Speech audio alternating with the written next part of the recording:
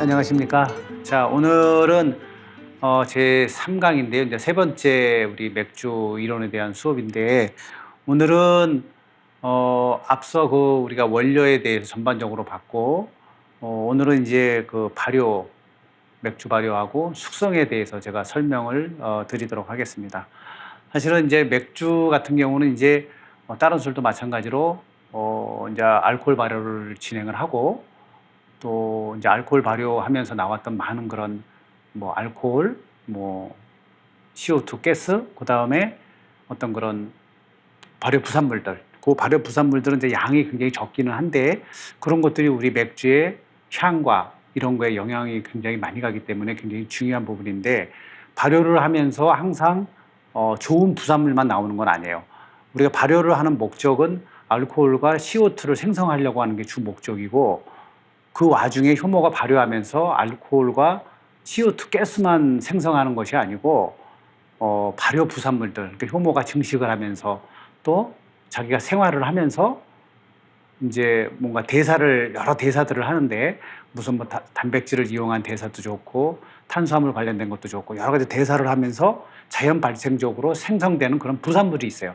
우리 사람도 왜 음식을 먹고 하면 땀도 흘리고 이렇게 여러 가지 생리 활동을 하는 것처럼 발효하면서 효모도 마찬가지예요. 근데 이제 그 발효하면서 나오는 부산물들이 항상 좋은 것만 있는 게 아니에요. 그러니까 좋은 아로마도 있지만 좋지 않은 아로마들도 있고, 그런 좋지 않은 향, 맛 이런 것들을 저감하려고 하는 게 숙성이라는 거예요. 그래서 우리가 와인이나 위스키 이런 데에서 얘기하는 숙성하고는 달라요. 와인 같은 경우 오크통에 넣기도 하고 위스키도 그렇긴 하지만 병 숙성하기도 하고, 그런 거는 좀 다른 개념의 숙성이긴 한데, 맥주 같은 경우에 숙성이라고 하는 거는 기본적으로 알코올 발효를 하면서 나왔던 좋지 않은 부산물들, 그런 것들을 이제 없애려고 하는 게 이제 숙성의 목적입니다. 그래서 이제 오늘은 발효와 숙성에 대해서 설명을 드리도록 그렇게 하겠습니다. 자, 여기 보시면은 이제 제맥 공정, 우리가 맥주 만드는 공정은 제가 첫 시간에 우리 비디오를 통해서 여러분들한테 이렇게 쭉 개괄적으로 설명을 드렸는데, 그 공정이 이제 크게 봐서는 이제 보리를 메가로 만드는 제맥 공정, 그 다음에 담금하는 공정, 그 다음에 발효 숙성 공정, 저장 공정, 보통 이런 한 4단계로 크게 나누어지는데, 제맥 공정에 대해서는 제가 저번에 한번 설명을 드렸었고, 담금 공정도 바로 전 시간에 설명을 드렸잖아요. 그러니까 효모가 그런 담금 공정이라는 게 이제 맥즙을 만드는 공정인데, 어떻게 보면 이제 보리차 같은 경우죠, 그죠? 맥박을 걸러내고 보리차 만드는 공정, 거기까지 이제 했던 거죠. 그거를 우리가 빨리 냉각을 해서 효모를 집어넣어가지고 발효 숙성하는 이런 공정을 통하는데, 이 공정을 우리가 영비어라고 그래요. 아직 미숙성 비어. 아직은 숙성은 안 되고 발효까지만 된 거. 그러니까 우리가 알코올 생성되고 CO2 나오고 발효 부산물 나오고 여기까지가 우리가 이제 발효 숙성 공정이기 때문에 영비어라고 하고, 이런 것들을 우리가 영비어를 저장하고 여과하고 살균, 이 후처리 공정이죠. 이런 것들을 거치게 되면 이제 제품화되는 그러니까 요 앞에 있는 그림은 일반적인 우리가 라거 맥주, 에일 맥주 이런 게 있잖아요. 그런 일반적인 맥주 만들 때 쓰는 스탠다드형 공정이죠. 그죠? 근데 요 밑에 보시는 건 뭐냐면 람빅이라고 되어 있죠. 여러분들 람빅 맥주라고 이런 걸 용어를 들어보셨는지 모르겠는데, 벨기에 맥주죠. 그러니까 우리가 크게 맥주는 이렇게 효모를 접종을 해서 효모를 순수 배양한 어떤 그런 효모, 그러니까 액상이든지 아니면 건조된 거든지 그런 순수 배양된 한 마리만 딱 그렇게 사카로마이스 세레비지에 그것만 딱 이렇게 투입하는 그런 이제 공정이고, 미생물이 전혀 접근하지 못하도록 하는 공정을 말하는 거고요. 요 람빅 맥주, 요 벨기에 사람들이 만드는 이 공정은 자연 방식이라고 보시면 돼요. 그러니까 효모를 자연 효모, 그러니까 인공 효모를 집어넣지 않고 순수 배양한 효모를 넣지 않고 자연적인 상태에서 되게끔, 또 맥즙을 만드는 것도 자연적으로 이렇게 맥즙을 식히고 이런 공정을 거치고, 또 발효나 숙성을 이런 스테인리스 통이나 이런 데서 하는 것이 아니고 이렇게 오크통을 이용해서 하고, 또 숙성도 기간을 1년에서 3년 정도 하는, 그러니까 우리가 보통 맥주 만드는 공정하고는 좀 다른 거죠, 개념이. 그러니까 보통 우리가 뭐 수제 맥주를 하든 집에서 가양주 형태로 조그맣게 뭐 이렇게 맥주를 집에서 만들든 보통 이런 스탠다드형을 통해서 맥주를 만드는 게 정상적인데 술이라고 하는 게 맥주라고 하는 게 꼭 이런 공정만 해야 되는 건 아니에요. 이 밑에 공정은 어찌 보면 우리나라 막걸리, 우리나라 전통주 만드는 거랑 비슷한 개념이에요. 물론 여기는 뭐 누룩을 쓰고 뭐 그런 건 아니지만은 일단은 그런 좀 자연 방식에 의존하는 자연 방식을 이용한 맥주를 만드는 거를 이제 벨기에 사람들이 많이 하는데 그 중에서 이제 람빅이라는 맥주도 있고 뭐 구에이지라는 맥주도 있고 여러 가지 그 뭔가 좀 자연 방식으로 한 그런 맥주들이 벨기에는 많아요. 물론 벨기에라고 해서 무조건 다 뭐 이렇게 자연 방식으로만 하는 건 아니고 이렇게 레귤러 하는 방식도 쓰기는 하는데 이런 방식도 많이 있어서 제가 두 가지로 이렇게 구분해서 설명을 드리려고 그러는 거예요. 그래서 위 공정은 지금 이제 오늘 이제 발효 숙성 공정은 요걸 통해서 제가 말씀을 드릴 거고 요 이제 람빅이라고 하는 거는 좀 예외적인 상황이니까 제가 좀 부연 설명을 드리면 당근 같은 경우 이제 저번 시간에 얘기한 것처럼 우리가 메가를 분쇄해서 물을 넣고 담금을 해서 효소, 그 메가 속에 있는 효소에 여러 효소들의 작용에 의해서 고분자 물질을 저분자로 분해시키는 그래서 보리차, 맥즙을 만드는 이게 당금 공정이라는 거잖아요. 근데 이 사람들의 당금은 발화된 메가로 하는 게 아니에요.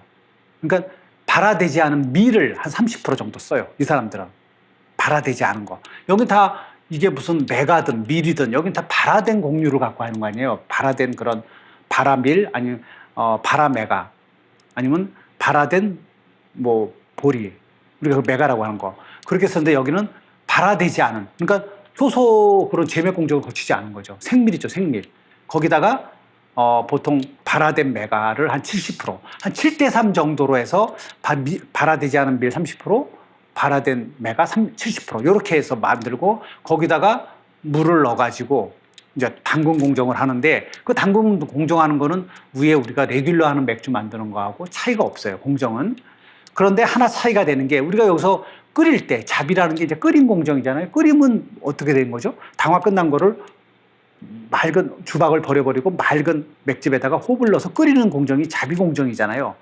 홉에 쓴맛을 주려고. 근데 이 벨기에 사람들이 만드는 이 람빅이라고 하는 거는 홉을 쓰기는 하는데 산화된 걸 써요. 오래된 거.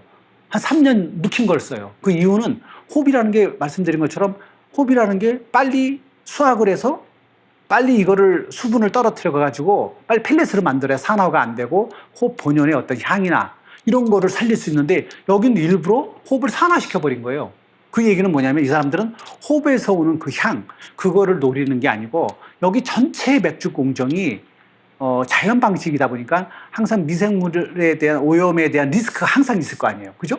여기 위에는 다 밀폐되고 끓이고 이러기 때문에 그런 미생물 리스크가 없는데 여기 자연 방식으로 모든 걸 하다 보니 그런 미생물 리스크가 있어서 홉을 홈이라는 게 항균 작용이 있다고 말씀드렸잖아요. 홉의 기본적인 게 쓴맛을 주고 거품에 영향을 주고 또 향도 주는 그런 역할도 하지만 항균 작용도 있단 말이에요. 그래서 이쪽에서는 홉에 오는 어떤 그런 아로마, 쓴맛 이런 것보다는 어떤 그런 좀 뭔가 이렇게 퀴노홉이라고 그래가지고 벨기에 그 지역에서 나는 홉이 있어요. 퀴노홉이라고. 그 홉을 3년 수확해서 묵혔다가 일부러 그거를 좀 많이 넣어줘요. 항균 작용 많이 하라고. 그런 점이 조금 차이가 나는 거예요. 당금에서. 그다음 이제 발효 숙성으로 오게 되면 여기 같은 경우는 빨리 우리의 냉각기를 통해서 여기서 자비하고 나면 온도가 90도 이상이란 말이에요. 그래서 이거를 빨리 식혀가지고 냉각을 해가지고 효모를 넣어가지고 발효를 하잖아요. 근데 여기는 당금을 만들면 냉각기를 통해서 식히는 게 아니라 밤새 놔둬요. 그냥 하룻밤을 놔두는 거예요. 그러다 보면 어떻게 됐습니까?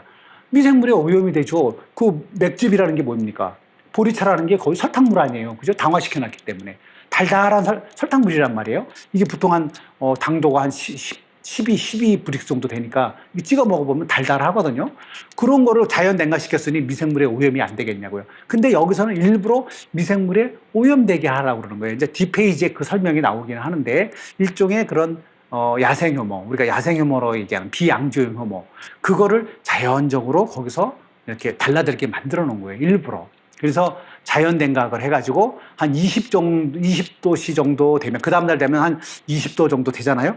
예를 들어 그러면 이제 나무통에다가 보통 오크통 그런 데다가 발효를 합니다. 20도씨에서. 그래서 발효가 끝나면 그걸 한 3년 정도, 1년에서 한 3년 정도 숙성하는 이런 과정을 거쳐서 여기처럼 영비열을 만들고 그거를 이제 뭐 저장해가지고 이렇게 이렇게 람빅 맥주를 만들고 그 람빅 맥주에다가 람빅 맥주도 아주 바로 만든 거, 그다음에 한 1, 2년 묵힌 거, 숙성된 거, 그걸 합쳐서 만든 게 구에이지 맥주라는 거예요. 또 그러니까 람빅 맥주와 구에이지 맥주는 결국 자연 발효에서 만든 건데 람빅 맥주하고 구에이지 맥주는 그런 차이가 있는 거예요. 이건 어떻게 보면 브랜딩한 맥주예요. 람빅 맥주에 아주 바로 신선한 바로 나온 맥주하고 한 1, 2년 된 거하고 브랜딩한 거예요. 그게 구에이지 맥주라는 거예요. 그런 식인 거예요. 그러니까 이 사람들은 이런 거 말고도 벨기에 사람들은 아주 그 와인맛 나는 것도 있고 뭐 과실을 첨가한 것도 있고 아주 다양한 맥주를 만들어요. 이 사람들이 마치 우리나라 그 뭐 가양주 형태 우리 전통주를 다양하게 하는 것처럼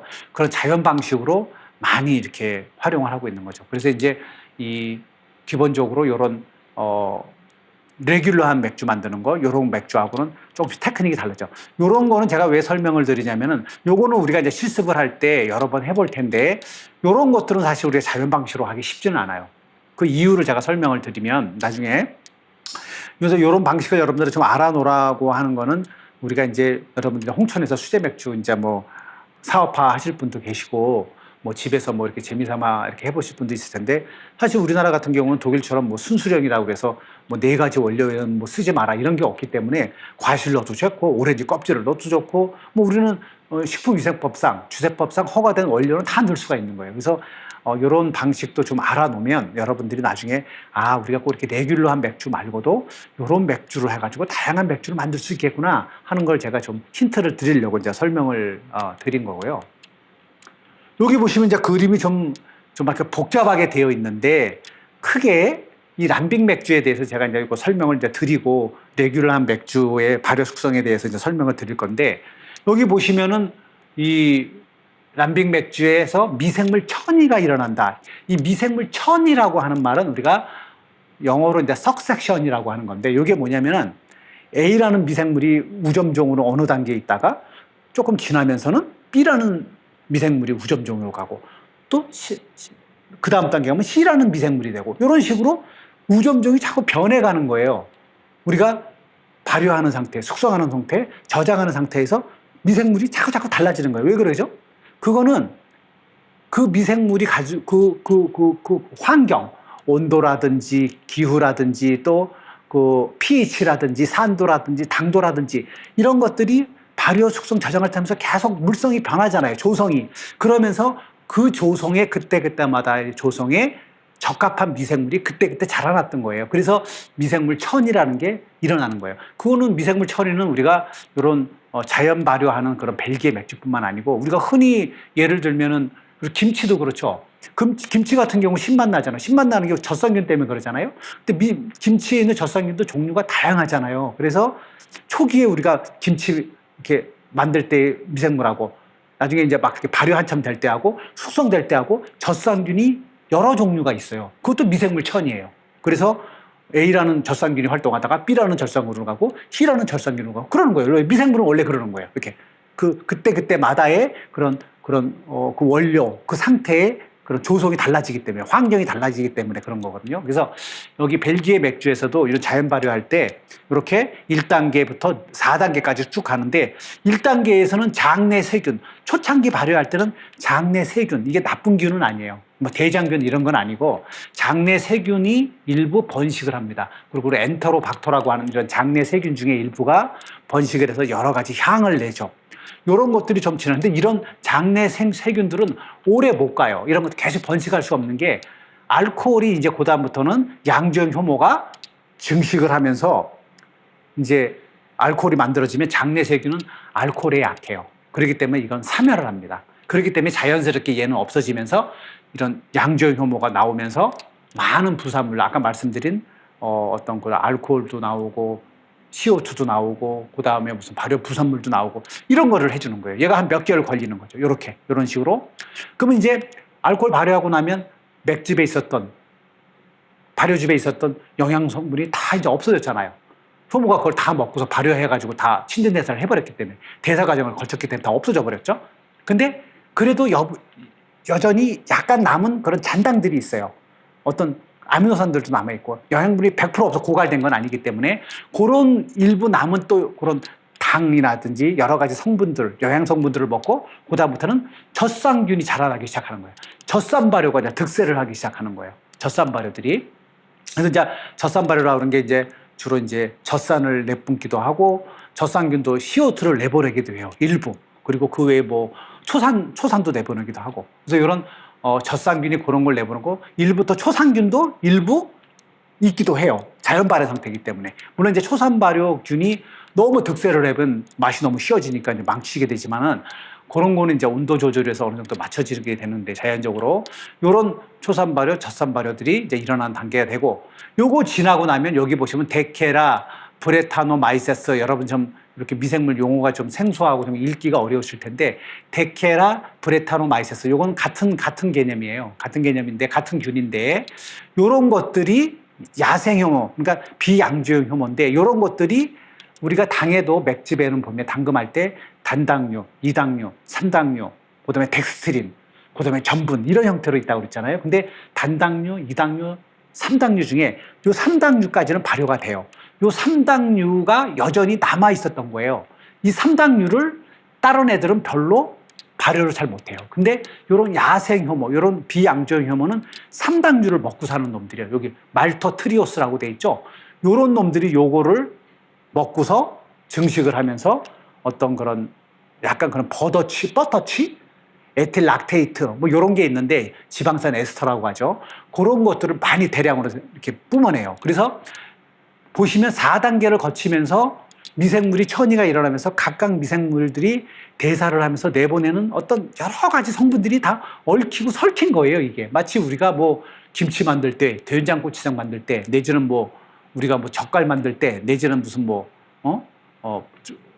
막걸리 만들 때 이런 것처럼 막 균들이 여러 개가 막 얽히고 설킨 거예요. 자연 발효라는 게 원래 그런 거예요. 근데 자연 발효의 좋은 점이 이런 다양한 미생물들이 다양한 물질을 내뿜기 때문에 풍부한 향이 난다는 거예요. 이게. 근데 단점은 뭐죠? 단점은 뭔가 바디감도 있고 풍부한 향이 나고 우리 전통주도 그렇기도 하잖아요. 다 좋은데 단점은 미생물이 이게 제대로 컨트롤이 안 되면 엉뚱한 맛과 엉뚱한 향으로 가버리는 거예요. 그렇게 되면 우리가 이미이치라고 하는 거. 안 좋으면 곰팡이 냄새도 나고 보통 우리가 맛이나 냄새 맡았을 때 별로 불쾌한 이렇게 맛과 냄새 그런 향미들이 난단 말이에요. 그렇기 때문에 이 조절이 안 되면 술이 망쳐지는 거죠. 근데 벨기에 사람들은 왜 그럼 그런 리스크가 있는 술을 왜 만드냐? 이런 거죠. 우리 전통주 같은 거 예를 들면 우리가 누룩 같은 경우는 노지에서 띄우잖아요. 띄우게 되면 거기는 곰팡이, 세균, 뭐 효모, 온갖 균이 다 달라드는데 그 노지에서 키운 거기 때문에 우리가 온도나 습도나 이런 것들이 제대로 안 맞거나 이러면 미생물이 제각기 자라난단 말이에요. 어떻게 보면 통제가 잘 안 되는 거죠. 근데 이 사람들은 그렇게 노지에서 막 하는 것이 아니고 이 벨기에의 브리셀이라는 그러니까 이 람빅 맥주 이런 자연 발효 제조하는 맥주 그 주변은 어디냐면 그 벨기에 수도가 브뤼셀이잖아요. 브뤼셀의 반경에 한 50km 정도에 있는 그 환경에서만 제조하는 맥주예요. 그 기후가 연중 온도가 그렇게 춥지도 않고 덥지도 않아요. 그 브뤼셀은 그 지역이. 그래서 예전부터 벨기에 사람들은 온도 습도가 일정한 그런 통제가 되기 때문에 이 사람들 이런 맥주를 했었고 여기 말씀드린 이런 균들 외에는 다른 균들은 많이 번식하지는 않아요. 물론 이제 여기에 제가 언급드린 이런 미생물 말고도 경우에 따라서는 뭐 벨기에 브뤼셀이라는 그 지역이 뭐 1년 12달 똑같은 건 아니기 때문에 좀 다르긴 하겠지만 이 사람들은 기간을 그래서 매월 10월에서 3월 사이만 해요. 한여름에는 안 해요. 한여름에 하게 되면 이런 균 말고도 다른 균도 엄청 자라겠죠. 우리가 마치 누룩을 겨울에 이렇게 따뜻한 겨울에 띄우거나 뭐 여름에 띄울 때 다른 것처럼 막 노지에서 키우면 막 계절마다 미생물이 자랄 거 아니에요. 분포도가. 근데 이 사람들은 그런 걸 피하려고 겨울이 시작되는 그러니까 늦가을에서 봄까지만 딱 해요. 브뤼셀이라는 그 50km 반경 내에서. 그래서 이런 균들을 노지에서 한 거지만 그래도 어느 정도 통제를 한 거예요. 미생물을. 그래서 나름은 일정한 맥주가 나오게끔 하는 게 벨기에의 자연 발효 맥주의 특징이라는 거죠. 그래서 여러분들이 이제 보통 우리가 전통주 하시는 분들이 우리 누룩 또 벨기에 가보니까 무슨 뭐 그렇게 자연 발효를 막 하는 것들이 있던데 우리 누룩으로 하는 술하고 뭔 차이냐 하지만 차이가 상당히 많은 거예요. 이건 어떻게 보면 통제된 미생물을 통제하는 상태에서 가는 거고 우리의 자연 그 발효하는 누룩 같은 경우는 어떻게 보면 통제가 좀 잘 안 되는 상황이기 때문에 그거하고는 다른 거예요. 그래서 이제 설명을 드린 것처럼 벨기에 맥주는 요런 좀 자연 발효 형태를 진행을 한다. 이제 그렇게 해서 이해를 하시면 되고요. 요거는 이제 기본적으로 여러분들이 이제 발효라는 부분하고 호흡을 한다 이런 이제 용어가 있는데 발효라고 하는 거는 혐기성 조건, 혐기성이라고 하는 건 산소가 없는 조건, 산소가 없어야 발효를 하는 거예요. 그래야 알코올이 나오고 CO2가 나오는 거예요. 그러니까 효모는 호흡을 할 수도 있고 발효를 할 수가 있어요. 우리 사람은 호흡을 해야 살잖아요. 그죠? 우리 산소가 없으면 인간은 살 수가 없죠. 대부분의 미생물이 그런 것처럼 미생물이나 우리 이렇게 사람이 그런 것처럼. 근데 효모는 산소가 있어도 살고 없어도 살아요. 산소가 있으면 산소를 먹고 증식하면서 살고 발효할 때는 증식은 못하지만은 포도당을 먹고 알코올을 내뿜으면서 살아는 가요. 죽지는 않아요. 이 당분만 있으면 증식은 못해도 발효할 때. 그러니까 그 두 가지 다 작용을 하는데 효모라고 하는 거는 기본적으로 호흡보다는 발효 기전을 더 잘해요. 발효를 더 적응을 잘한다고. 그러니까 알코올 발효를 잘하는 그 사카로마이세스 세레비지아라는 그 효모는 호흡과 발효를 다 잘하지만 발효하는 환경을 더 좋아해요. 그래서 효모를 맥주에서는 한번 술 만들고 나면 발효 끝나고 숙성 끝나고 나면 탱크의 바닥에 고여 있잖아요. 그걸 걸러서 다음에 또 쓰는 거예요. 그래도 또 발효 잘해요. 그리고 그 다음 할 때 또 발효하면 또 하겠다. 그러니까 뭐 5번, 10번 계속 발효를 그렇게 재활용이 가능한 거죠. 효모가 그만큼 발효 조건에 잘 적응을 한다는 뜻이거든요. 그래서 이제 우리가 이제 호흡이다, 발효다 이제 그런 개념으로 아시면 되는 거고 보통 우리가 발효도 호기성 발효라는 게 있고 혐기성 발효 이런 말이 있어요. 그 용어를 여러분들 조금 이제 헷갈리지 마시라고 제가 설명을 드리는 건데 우리가 혐기성 발효라고 하는 거는 산소가 없는데 그런 거는 이제 우리가 효모가 알코올 발효를 한다든지 젖산 발효를 한다든지 젖산균이 젖산 발효할 때 물론 이제 젖산균 같은 경우는 산소가 조금 있는 상태에서 발효를 잘하는 것도 있지만 대부분의 젖산 발효는 이렇게 혐기성 발효예요. 산소가 거의 없는 상태에서 발효를 하는 우리 뭐 김치에서 쓰는 뭐 락토바실러스나 뭐 뮤코노스톡 뭐 이런 계통이 되겠죠. 그런 걸 혐기성 발효를 하고 초상균 식초 만들 때 쓰는 균 있잖아요. 초상균이라고 하는 건 뭐예요? 산소를 먹고 사는 거 아니에요? 초상균은 산소가 없으면 번식을 할 수가 없어요. 우리가 효모나 젖산, 효모나 이런 그 젖산균은 포도당을 먹고서 기본적으로 에너지를 먹고 사는 애고 초상균 얘는 그 에너지를 포도당이나 이런 당분이 아닌 알코올을 먹고 사는 거예요. 그래서 우리가 와인 같은 거, 막걸리 같은 거 이렇게 밖에 맞으면 식혀버리잖아요. 그게 알코올을 먹고서 그랬기 때문에 그런 거예요. 그건 초상균은 산소가 반드시 있어야 되고 곰팡이도 마찬가지고 곰팡이도 산소가 반드시 있어야 증식을 하고 살 수가 있어요. 그래서 초상균과 곰팡이는 호기성 발효, 산소가 있는 데서 발효를 하는 것이고 효모나 젖산균은 산소가 없는 데서 하는 거. 그래서 호흡이라고 하는 건 아까 말씀드린 것처럼 이렇게 산소를 필요로 하는 균들이 그걸 먹고 이제 증식을 하는 이제 그런 형태를 얘기를 하는 거고요. 근데 이제 발효를 통해서는 에너지를 많이 못 얻어요. 그러니까 우리가 뭐 호기성 발효를 하든 혐기성 발효를 하든 발효를 통해서는 에너지를 많이 못 얻어요. 그래서 당분을 많이 빨아먹어야 돼요, 얘네가. 근데 호흡을 할 때는 효모 같은 경우 예를 들어 호흡도 하고 발효를 한다고 했잖아요. 호흡을 할 때는 그 당분을 많이 안 빨아먹어요. 왜냐하면 에너지를 많이 얻을 수 있기 때문에 구태여 얘가 그 당분을 많이 먹을 일이 없어요. 그래서 이제 호흡을 할 때는 당분이 사사히 줄어드는데 발효를 할 때는 당분이 퍽퍽퍽퍽 줄어요. 왜냐면 에너지를 많이 얻어야 되니까는 빨리빨리 에너지를 하려면 당분을 빨리빨리 먹어야 되니까. 근데 호흡할 때는 천천히 먹어도 에너지가 많이 나오기 때문에 그러니까 포도당 1분자, 한 분자의 에너지가 뭐 얼마 이런 식으로 나온단 말이에요. 그래서 이제 호흡을 할 때는 그런 이제 발효할 때하고 에너지 생성 능력이 조금 다르죠. 그래서 이제 효모가 이제 호흡을 하는 경우는 주로 우리가 전통주 할 때 여러분들 이제 밑을 만든다고 그러죠. 효모를 증식하려고 그럴 때. 그러니까 효모를 증식을 할 때 이제 밑을 만들려고 그러는 건데 효모를 증식을 하면서 덧술 치려고 그러는 거잖아요. 나중에. 근데 우리 맥주 같은 경우도 효모를 이제 키운단 말이에요. 밑술을 만든단 말이에요. 그거를 할 때는 여기도 산소를 불어넣어줘요. 왜냐면 호흡을 해야 되기 때문에. 그래서 효모가 잘 자라요. 그래서 이제 그걸 가지고 우리가 이제 술을 만들 때 맥집에 넣어서 이제 발효를 하고 이러는 거죠.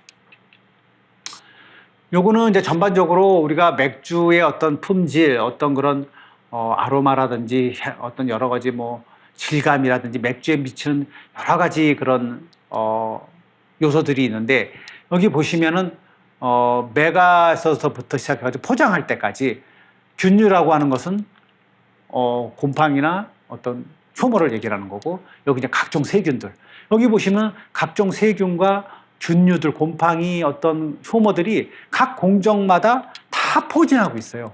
그래서 이게 위생 상태가 좋지가 않거나, 얘들은 공정상에 우리가 뭔가 원료 처리를 잘못하거나 이런 문제가 발생하면 이런 균들이 우리 맥주 만들 때 언제든지 달라들 수가 있어요. 그래서 아까 제가 람백 맥주, 벨기에 그 람백 맥주 말씀드릴 때 설명을 좀 드렸다시피, 이런 미생물, 우리가 술이 맥주라고 하는 게 다른 술도 마찬가지지만은 이런 어떤 미생물에 대한 통제가 안 되면, 우리가 원료 제맥하는 공정, 무슨 메가 만드는 맥주 만드는 공정, 맥주 만드는 공정이 물리적인 현상도 있고 화학적인 현상도 많이 일어나지만 이런 미생물적인 것들도 같이 얽히고 설켜 들어가는 거예요.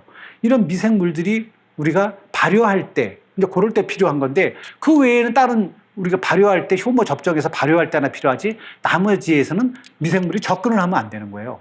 아까 그 람빅 맥주는 처음부터 그런 걸 의도했기 때문에 그런 것이고, 우리가 맥주 만들 때는 이런 사카로마이세스라는 이런 맥주가 맥주 효모가 우리가 접종을 해서 발효할 때만 미생물이 필요하지, 나머지 이런 미생물들은 접근할 일이 없는 거예요. 할 필요도 없는 거고. 그러나 우리가 작업장의 위생 상태가 안 좋다거나 원료를 잘못 보관하거나 이렇게 되면 많은 미생물들이 접근을 해서 술을 망치게 되고 결국은 이제 우리 상품화가 안 되는 이런 문제가 발생하죠. 그래서 여러분들이 나중에 이제 수제 맥주를 조그맣게 사업장을 하시든 뭘 하시든 집에서 맥주를 만들 때도 마찬가지예요. 가능하면 깨끗한 데에서 위생적으로 청결한 데서 하셔야 돼요. 우리가 이제 미생물이 눈에 보이지 않고 이러기 때문에 그냥 손발만 깨끗이 씻으면 되는 것처럼 보이지만 작업장은 항상 청결해야 됩니다. 그래서 우리가 다른 술도 마찬가지긴 한데, 맥주를 만들 때 맥주는 또 다른 술에 비해서 알코올 농도가 적잖아요. 그죠? 예를 들어 와인은 한 12% 되고, 위스키는 한 40% 되고, 소주도 한 20% 되고, 막걸리도 요즘에 8% 10%짜리도 만들기도 하지만, 이런 맥주는 4% 5%밖에 안 된단 말이에요, 기껏해야. 그래서 알코올이 적기 때문에 맥주 같은 경우는 위생적으로 굉장히 리스크가 있는 거예요. 그러기 때문에 맥주를 만들 때는 첫째도 청결, 둘째도 청결, 셋째도 청결, 무조건 청결해야 돼요. 이게 기본이에요. 이게 안 돼버리면 우리가 아무리 제맥을 잘해서 메가를 잘 만들고 분쇄를 잘하고 담금을 하고 뭘 해도 다 소용없는 거예요. 그래서 이 미생물에 대한 그런 개념을 항상 청결해야 된다는 거, 그런 걸 항상 인식을 이제 하실 필요가 있기 때문에 제가 이 설명을 이제 드린 거고. 그 다음에 아까 그 알코올 발효에 대해서 보면은 요거 이제 화학식으로 이렇게 돼서 여러분들이 조금 좀 어려워 보일 수 있는데, 이런 것들이 이제 우리가 이제 포도당이라고 하죠. 포도당, 이런 것들이 포도당인데, 포도당 한 분자를 100으로 봤을 때, 여기 보시면 여기 알코올이고 여기 CO2인데 거의 5대5 나온다고 보면 돼요. 거의 5대5. 그리고 아주 작은 그게 우리가 발효 부산물이라고 해서, 아까 제가 알코올 발효할 때는 발효 부산물들이 나온다고 그랬잖아요. 그런 게 이런 걸 얘기를 하는 거예요. 이런 거. 고급 알코올류, 알데히드, 여러분들 에스터, 글리세롤, 이런 것들이 요런 거는 양조형 효모면 막걸리든 맥주든 무슨 일본 사케든 다 나오는 거예요. 물론 나오는 정도의 차이는 있어요. 효모도 사카로마스, 양조형 효모라도 특성이 약간씩, 사람도 똑같은 사람이 아닌 것처럼 효모도 다 똑같은 효모는 아니에요.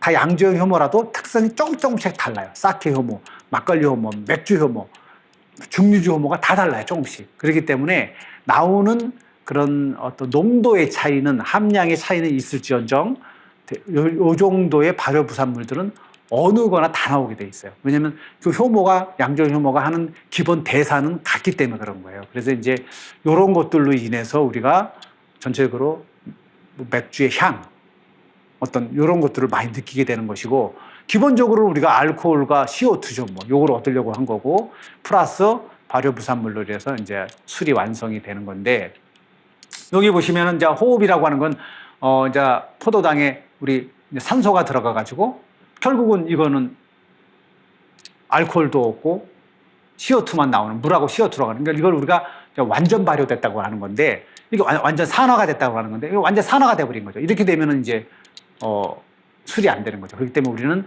반드시 이 발효 과정을 거치게 되는 것이고, 여기 보시면 아까 제가 호흡하고 발효를 설명을 드린 것처럼 이렇게 발효를 하게 되면은 에너지가 호흡하는 거에 8.2%밖에 안 나오는 거예요. 여기 에너지가 2,800 단위로 나오지만 이거 200밖에 안 나오잖아요. 그죠? 10%도 안 된단 말이에요. 그렇기 때문에 아까 말씀드린 것처럼 발효에서는 에너지가 많이 안 나와요. 그렇기 때문에 당을 빨리빨리 먹어야 되는 거고, 에너지가 많이 나왔기 때문에 당을 퍽퍽퍽퍽 먹을 일이 없는 거예요. 그래서 우리가 미술을 만들 때 산소를 넣어서 호흡을 하게 하는데, 효모를 증식시켜야 되니까.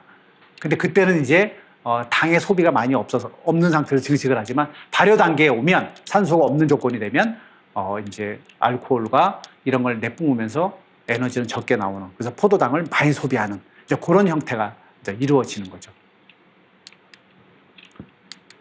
요거는 이제 내용이 더 복잡하게 보이시는데, 우리가 중요한 거는 우리가 효모를 키울 때 효모를 증식시키는 과정 말고 본격적으로 우리가 이제 당금을 통해서 나오는 그 맥주 호흡을 넣어가지고 다 끓여가지고 식혀가지고 거기에 이제 효모를 집어넣으려고 하는 게, 이게 이제 발효를 하려고 그런 거 아니에요? 그러면 이제 거기에는 산소가 없는 조건이어야 돼요.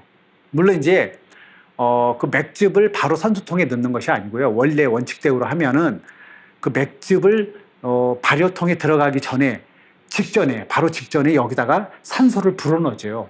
일부러 발효통에 넘어가기 때문에. 왜냐하면 그래야 그 맥즙에 산소가 포화가 돼서 나중에 효모가 증식을, 아까 말씀드린 그런 미술 만들 때 그 증식 말하는 게 아니고 좀 발효 단계에서 말씀드리는 거예요. 발효통에 맥즙이 넘어가기 직전에 산소를 넣어서 산소가 밴 상태에서 발효통에 넘어가게 하는 거예요, 맥즙을. 그러면 그 안에는 발효조에는 맥즙이 있지만 산소가 있단 말이에요. 그러면 효모를 넣으면 효모가 산소를 먹고 다시 한 번 더 증식을 하는 거예요. 그 증식 기간이 아주 짧아요. 얼마 안 돼요. 증식이 끝나면서 이제 본격적인 이제 발효가 되는 거예요. 막 알코올이 나오고 CO2가 나오고 발효 부산물이 나오고 그렇게 되는 거거든요. 그래서 이제 발효 공정은 이제 그렇게 진행이 되는데, 그러면 도대체 발효를 하면서 뭐 우리가 당을 먹고서 효모가 CO2도 만들고 알코올도 만들고 한다는데 도대체 어떤 대사 기전을 하기 때문에 그러냐 이런 거죠. 그걸 제가 간단하게 설명드리려고 이렇게 복잡한 그림을 보였는데, 이거는 우리가 해당 과정이란 당을 분해하는 과정이다. 그래서 우리가 해당 과정이라고 해요. 이 해당 과정은 모든 미생물이 다 하는 거예요. 그러니까 포도당을 에너지원으로 해서 분해하는 모든 것들은 다, 모두 사람도 그렇고 미생물도 그렇고 다 이 과정을 거치게 돼 있는 거예요, 기본적으로. 그래서 포도당을 먹고서 굉장히 많은 단계를 거쳐. 몇 단계요? 1단계부터 10단계를 거쳐서 지금 가잖아요. 여기까지 오면 여기서 아세트알데히드를 거쳐서 알코올로 넘어가는, 거의 11단계, 12단계를 거치면 술이 되는 거예요. 그래서 효모가 사실상은 포도당을 먹고서 알코올까지 만드는 그 과정은 굉장히 긴 여정인 거예요. 사실상은 효모로 봐서는 우리가 넣어주면 바로 얘가 그냥 알코올을 나오는 게 아니라, 얘 딴에는 상당히 많은 과정을 거쳐 나간 거예요. 근데 이 번호는 무슨 얘기냐면은, 여기 번호가 1번이 얘고 2번이 얘고 이렇잖아요. 이게 뭐냐면은 이 효소예요, 효소. 각종 효소들이 다 작동을 한 거예요. 우리 사람도 마찬가지잖아요. 우리도 뭐 이렇게 밥 먹으면 전분을 씹으면 나중에 달아지잖아요. 그게 왜 그래요? 전분이 우리 침 속에 있는 그런 아밀레이스, 전분 분해 효소가 있어서 당으로 분해했기 때문에 단맛이 나잖아요. 그죠? 그런 것처럼 모든 우리의 인간의 이런 미생물의 이런 기전들은, 대사작용이라고 하는 거는 효소가 반드시 이렇게 대부분 이렇게 관여하게 돼 있어요. 이 효소가 하나라도 빠지면 이 작동이 안 돼 버리는 거예요. 얘가 빠졌다. 그럼 이게 작동이 다 안 되는 거죠. 그죠? 얘가 빠져도 안 되고, 이 효소가 반드시 있어야 되는 거예요. 이런 것들이. 그래서 이제 이런 효소가 굉장히 중요한 건데, 여기 나온 거는 이제, 요거 효소들이 있어서 이런 작동을 하는구나. 이제 그렇게 생각을 하시면 되겠습니다.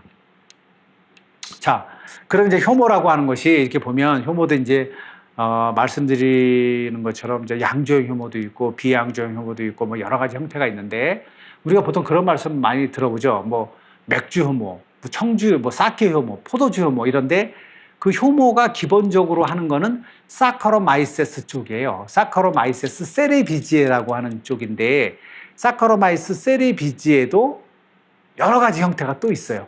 그거 다 번호가 달리죠. 뭐 A번, B번, C번 이런 식으로.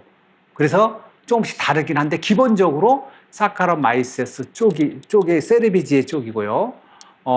여기 보시면 이제 여기 칸디다라고 하는 건 이제 우리가 야생 효모, 비양조형 효모인데, 이 효모 종류에 따라서도 야생 효모냐, 그러니까 예를 들어 무슨 양조형 효모냐에 따라서 생긴 것도 틀려요. 보통 효모자 뒤에 그림이 나오긴 하는데 이게 달걀처럼 예쁘게 동그랗게 생긴 게 있는 거고, 어떤 건 뾰족뾰족하게 생긴 것도 있고, 어떤 거는 마치 뭐 곰팡이처럼 이렇게 곰팡이 군사처럼 뭐 실처럼 이렇게 뻗대 있는 것도 있고, 종류가 굉장히 여러 가지가 있어요. 근데 대부분 알코올 발효, 양조형 효모라고 하는 그런 알코올을 잘 발효하는 효모들은 대부분 달걀처럼 동그랗게 예쁘게 생겼어요. 이제 그런 것들이 현미경으로 이제 보이는데, 그렇게 생겼고, 그 다음에 효모가 우리가 아까 말씀드린 것처럼 우리가 밑을 만들 때, 주모 만들 때, 그때 이제 산소를 넣어서 증식을 하기도 하고, 그 다음에 또 발효할 때 우리가 맥집에다 산소 불어넣어서 초기 발효할 때 산소 증식해서 효모가 증식해서 발효 잘하라고 하는 그런 두 가지 방법이 있다고 그랬잖아요. 증식하는 그 단계가. 근데 보통 효모라고 하는 건 출합법이라고 그래요. 그래서 어미 세포가 하나 있으면 딸 세포가 어미 세포 꼭지에 배에서 하나 나와가지고 이 딸 세포가 어미 세포의 DNA가 그대로 이제 옮겨지면, 염색체가 그대로 옮겨지면 딸 세포가 증식 커가면서 어미 세포에서 배꼽이 떨어져서 어미 세포처럼 이렇게 커지는 거죠. 그걸 우리가 출합법이라는 거예요. 출합법. 근데 분열법으로 또 자라나는 그런 증식을 하는 효모도 있어요. 그거는 양조형 효모는 아니고, 이런 뭐 이렇게 비양조형 효모, 이런 것들은 효모가 어미 세포가 있으면 이렇게 양조형 효모처럼 이렇게 어미 배꼽에서 튀어나오는 것이 아니라 그 어미의 그런 세포질, 세포 안에 세포질에 격벽이 생겨서 그게 이렇게 반으로 잘라져서 이렇게 분리가 되는 거예요. 그러면서 증식하는 거예요. 그러니까 증식하는 방법도 효모마다 다른 거죠. 그죠? 조금씩 다른 거죠. 그 다음에 이제 배양 쪽으로 보면 우리가 순수배양이라는 건 그 한 마리만 딱 있는 거예요. 한 종만.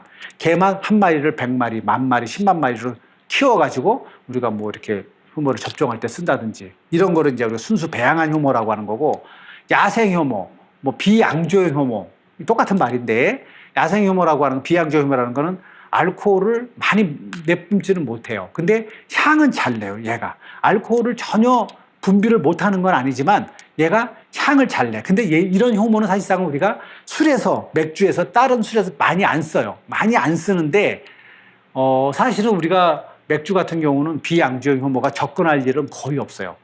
그냥 순수 배양 효모 하나만 가지고 딱 써요. 근데 요즘에 이제 우리 술이 하도 다양하고 제품마다, 뭐 브랜드마다 경쟁도 심하고 하다 보니까 조금 맥주에서도 향이 좀 더 복합적인 향이 나게 하면 안 될까?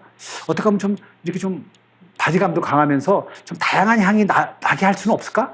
그런 걸 이제 사람들이 생각을 하다 보니까 이런 비양조형 효모가 향을 잘 낸단 말이에요. 그래서 이런 거와 양조형 효모와 순수 배양한 효모를 뭐 7대3, 8대2로 섞어서 하는 그런 연구들, 시도들도 있고, 실제 미국이나 이런 데에서는 비양조형 효모를 일부러 집어넣어가지고 만드는 수제 맥주들도 많이 나와요. 그래서 맥주의 어떤 아로마 패턴을 조금 더 다양하게 하고, 기존 맥주하고는 차별화되게 하기도 하고, 그런 것도 많이 쓰기도 해요. 그렇기 때문에 비양조형 효모가 예전에는 이건 야생 효모기 때문에 이거는 맥주를 망치는 거야, 이거 한 마리도 있으면 안 돼, 그런 인식이 요즘엔 학계를 중심으로 해가지고 그런 연구가 활발해지면서 비양조 효모에 대한 인식이 많이 달라졌어요.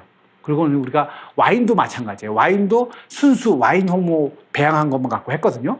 근데 유럽이나 이런 데서도 보면 요즘에 비양조형 효모가 그런 아로마를 잘 내기 때문에, 얘가 통제만 잘 되면, 얘가 너무 번식하면 또 이상한 또 아로마도 내기 때문에 안 좋죠. 그러나 어느 정도의 통제만 되면 전체 와인 맛을 좀 더 풍부하게 하고 기존의 와인 맛하고는 다르게 한다라는 그런 시도들도 있고, 실질적으로 그런 술들이 있단 말이에요. 그렇기 때문에 이런 것들은 비양조형 효모라고 무조건 나쁘다, 그렇게만 이제 볼 일은 아니라는 거죠.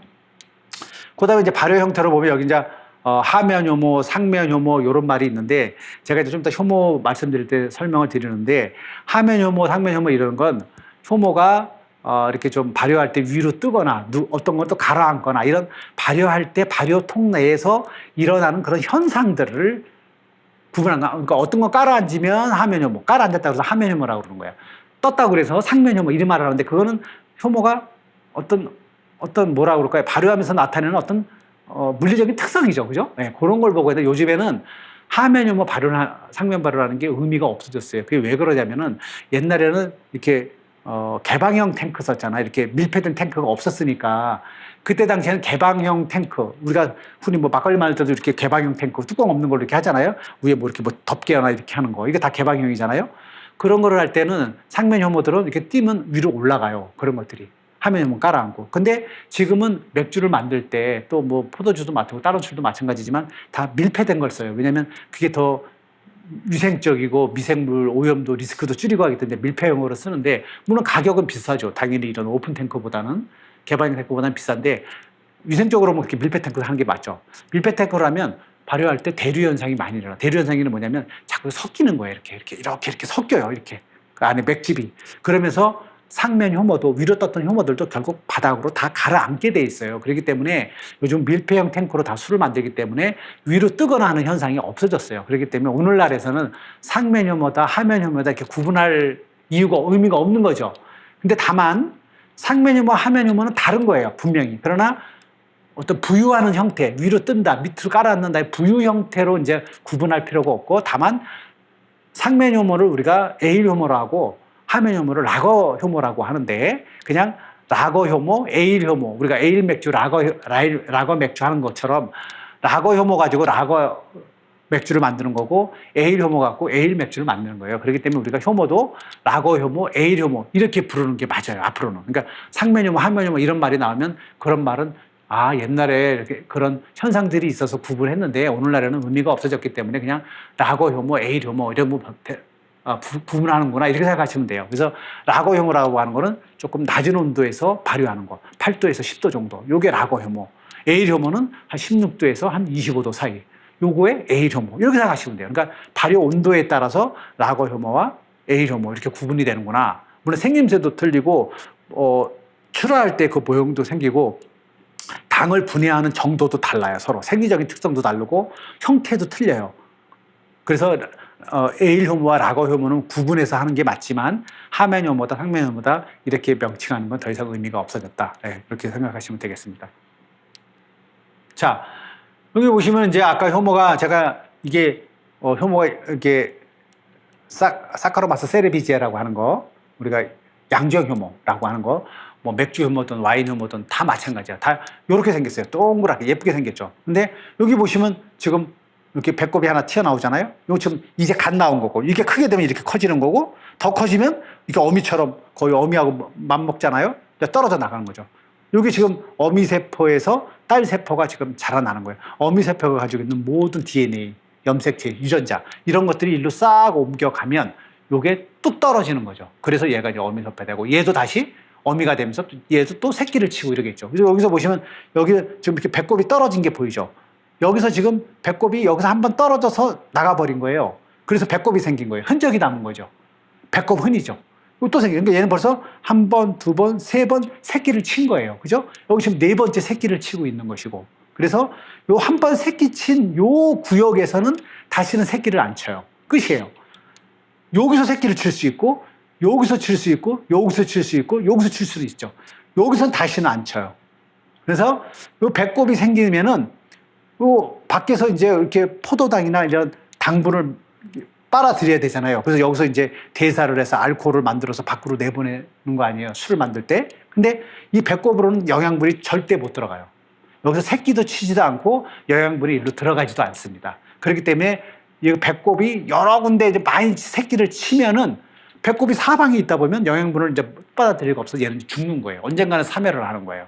효모라고 하는 것이. 그래서 이제 요렇게 이제 효모라고 하는 것이 요렇게 새끼를 치는구나. 그리고 배꼽이라고 하는 게 그런 기능을 하고 오래된 늙은 효모들은 배꼽을 많이 해서 얘는 죽어들고 또 얘가 이제 다시 어미가 돼서 얘처럼 이런 어떤 라이프 사이클을 돌겠죠. 그죠? 그러나 우리가 이제 이런 생각을 보통 하죠. 효모가 맥주를 한번 쓰고 걸러가지고 다음에 또 쓴다고 그랬잖아요. 다음 발효할 때. 또 끝나면 그거 또 걸러서 또 쓴다고 그랬잖아요. 그러면 효모가 가면 갈수록 뭐 죽은 놈만 계속 생겨서 언젠가는 발효가 안 되겠네? 그런 건 아니에요. 항상 효모라고 하는 것은 그 계대 수가, 어떤 거는 계대가 1세대 한 번 나온 거, 얘가 1세대고 얘가 2세대잖아요. 얘가 또 새끼치면 걔가 3세대가 되고, 그러니까 어미가 할아버지가 되고 어미가 되고 딸이 되고 손자가 되고 막 이런 식이란 말이에요.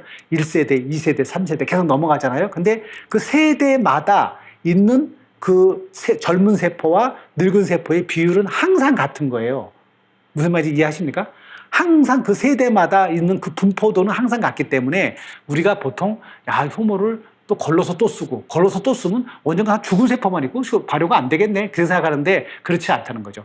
세대마다 내보내는 그런 거는 항상 일정하기 때문에 발효는 언제까지나 사실상은 이론적으로 할 수 있는 거예요. 근데 보통 우리가 이제 발효를 효모를 자꾸 너무 걸러서 많이 쓰게 되면은 오염에 대한 위험도 있고 또 약간 발효력이 전반적으로 좀 떨어지는 부분도 있어서 우리가 효모를 한 5번, 6번 쓰면 폐기하고 효모를 다시 배양을 해가지고 주모를 다시 만들어서 쓰기도 하고 이렇게 하는데 이론적으로 효모만 잘 관리하면 오염에 대한 어떤 그런 것만 잘 관리하면 10번이고 20번이고 효모는 이론적으로는 더 쓸 수 있는 거예요, 사실상. 그래서 유럽이나 이런 데서는 100번 쓰는 경우도 있어요.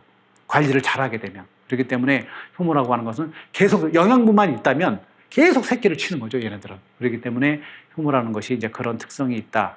여기까지 말씀을 드리고, 효모가 이제 우리가 발효할 때 효모가 이제 핵심 역할을 하게 되는데, 말씀드린 것처럼 효모가 이제 양조형 효모, 비양조형 효모 이렇게 되어 있잖아요. 근데 보통 우리가 뭐 야생 효모라는 말을 쓰는데 와일드 효모라고, 와일드 이스트 뭐 이러잖아요. 그러니까 야생 효모라는 말은 잘 안 맞아요. 왜냐하면 우리가 야생이라고 하는 거는 이런 데가 다 우리가 노지가 다 야생 아니에요. 근데 노지에는 양조형 효모도 있고 비양조형 효모도 있고 다 섞여 있는 거예요. 그렇기 때문에 우리가 야생 효모라고 하는 말보다는 양조형 효모, 비양조형 효모 이런 개념이 필요해요. 아까 제가 뭐 발효가 뭐다, 뭐 이렇게 호흡이 뭐다 이렇게 제가 말씀을 드린 것처럼 우리가 용어에 대한 개념을 정확하게 설정을 잘해야 돼요. 우리가 헷갈리지가 않으니까. 그래서 양조형 효모는 기본적으로 알코올을 잘 만드는 효모를 말하는 거고, 비양조형 효모는 대체적으로 알코올을 못 만들거나 만들어도 조금 만드는 효모를 얘기를 해요. 그러나 예외적으로 비양조형 효모라도 알코올을 양조형 효모만큼 많이 만드는 경우도 있기도 해요. 그러니까 이게 사실은 양조형 효모다 비양조형 효모다 이 용어도 100%안 맞을 수도 있어요. 그러나 통상적으로 우리가 그런 양조형 효모는 술을 잘 만드는 거, 알코올을, 비양조형 효모는 알코올을 잘 못 만드는 거 이렇게 보시면 돼요. 그래서 양조형 효모도 이제 라거 효모, 에일 효모 이렇게 돼 있잖아요. 아까 제가 요거를 뭐 상면 효모, 하면 효모 그 용어 이제 쓰지 말자고 그랬잖아요. 그래서 이제 라거 효모는 사카로마이세스 파스토리아누스 이렇게 읽어요. 사카로마이세스 파스토리아누스. 요거를 우리가 라거 효모가 이름이 이런 거예요. 에일 효모는 사카로마이세스 세레비지에 이렇게 읽어요. 근데 사카로마스 세레비지에라고 하는 것은 우리가 이런 양조 효모 중에서도 에일 효모뿐만이 아니고 우리가 에일 맥주 쓰는 데뿐만이 아니고 와인 만들 때, 증류주 만들 때, 일본 사케 만들 때 다 사카로마이세스 세레비지예요. 그러니까 그러니까 에일 효모라기보다는 우리가 맥주에서는 라거 효모, 에일 효모 이렇게 하지만 우리가 보통은 다른 또 그런 술에서도 사카로마이세스 세레비지에를 쓴단 말이에요. 그럼 거기 뭐 에일 효모다 이렇게 말하기는 뭐하고 사카로마이세스 세레비지에 그때는 그래야 되겠죠. 그래서 하여튼 요렇게 해야 되고, 사카로마이세스 파스토리아에서도 이제 다양한 균들이 있고 종류가 뭐 여기서 이제 수십 개 수백 개가 있고 여기서 수십 개 수백 개가 있죠. 거기에 이제 내가 술의 타입에 따라서 맞는 거에 따라서 골라서 쓰는 거죠. 이건 기본적으로 알코올을 잘 만들기 때문에. 비양조 효모는 아까 말씀드린 것처럼 알코올을 발효가 강해서 알코올을 잘 만드는 놈이 있어요. 여기도 일부가. 또 알코올을 잘 못 만들어. 어떤 놈은. 얘는 알코올을 거의 만들지도 못하면서 향만 많이 내뿜는 거. 그러니까 비양조형 효모가 어떻게 보면 양조형 효모보다도 굉장히 종류도 많고 분포도도 넓어요. 그래서 여기도 보면은 알코올을 잘 만드는 놈, 못 만드는 놈, 아주 못 만드는 놈 여러 가지 섞였는데, 그럼 우리가 그러므로 비양조형 효모 중에서도 알코올이 강한 요런 거 써가지고 얘처럼 이렇게 알코올 하면 안 되나, 맥주 만들면 안 되나 이런 생각할 거 아니에요. 그러나 이런 것들은 설사 얘처럼 알코올이 나온다 하더라도 안 좋은 성분도 많이 나와요. 얘가 좋지 않은 성분들이. 그러니까 우리가 술을 마시면서 느끼는 어떤 불쾌한 맛, 불쾌한 향 이런 게 나면 안 되잖아요.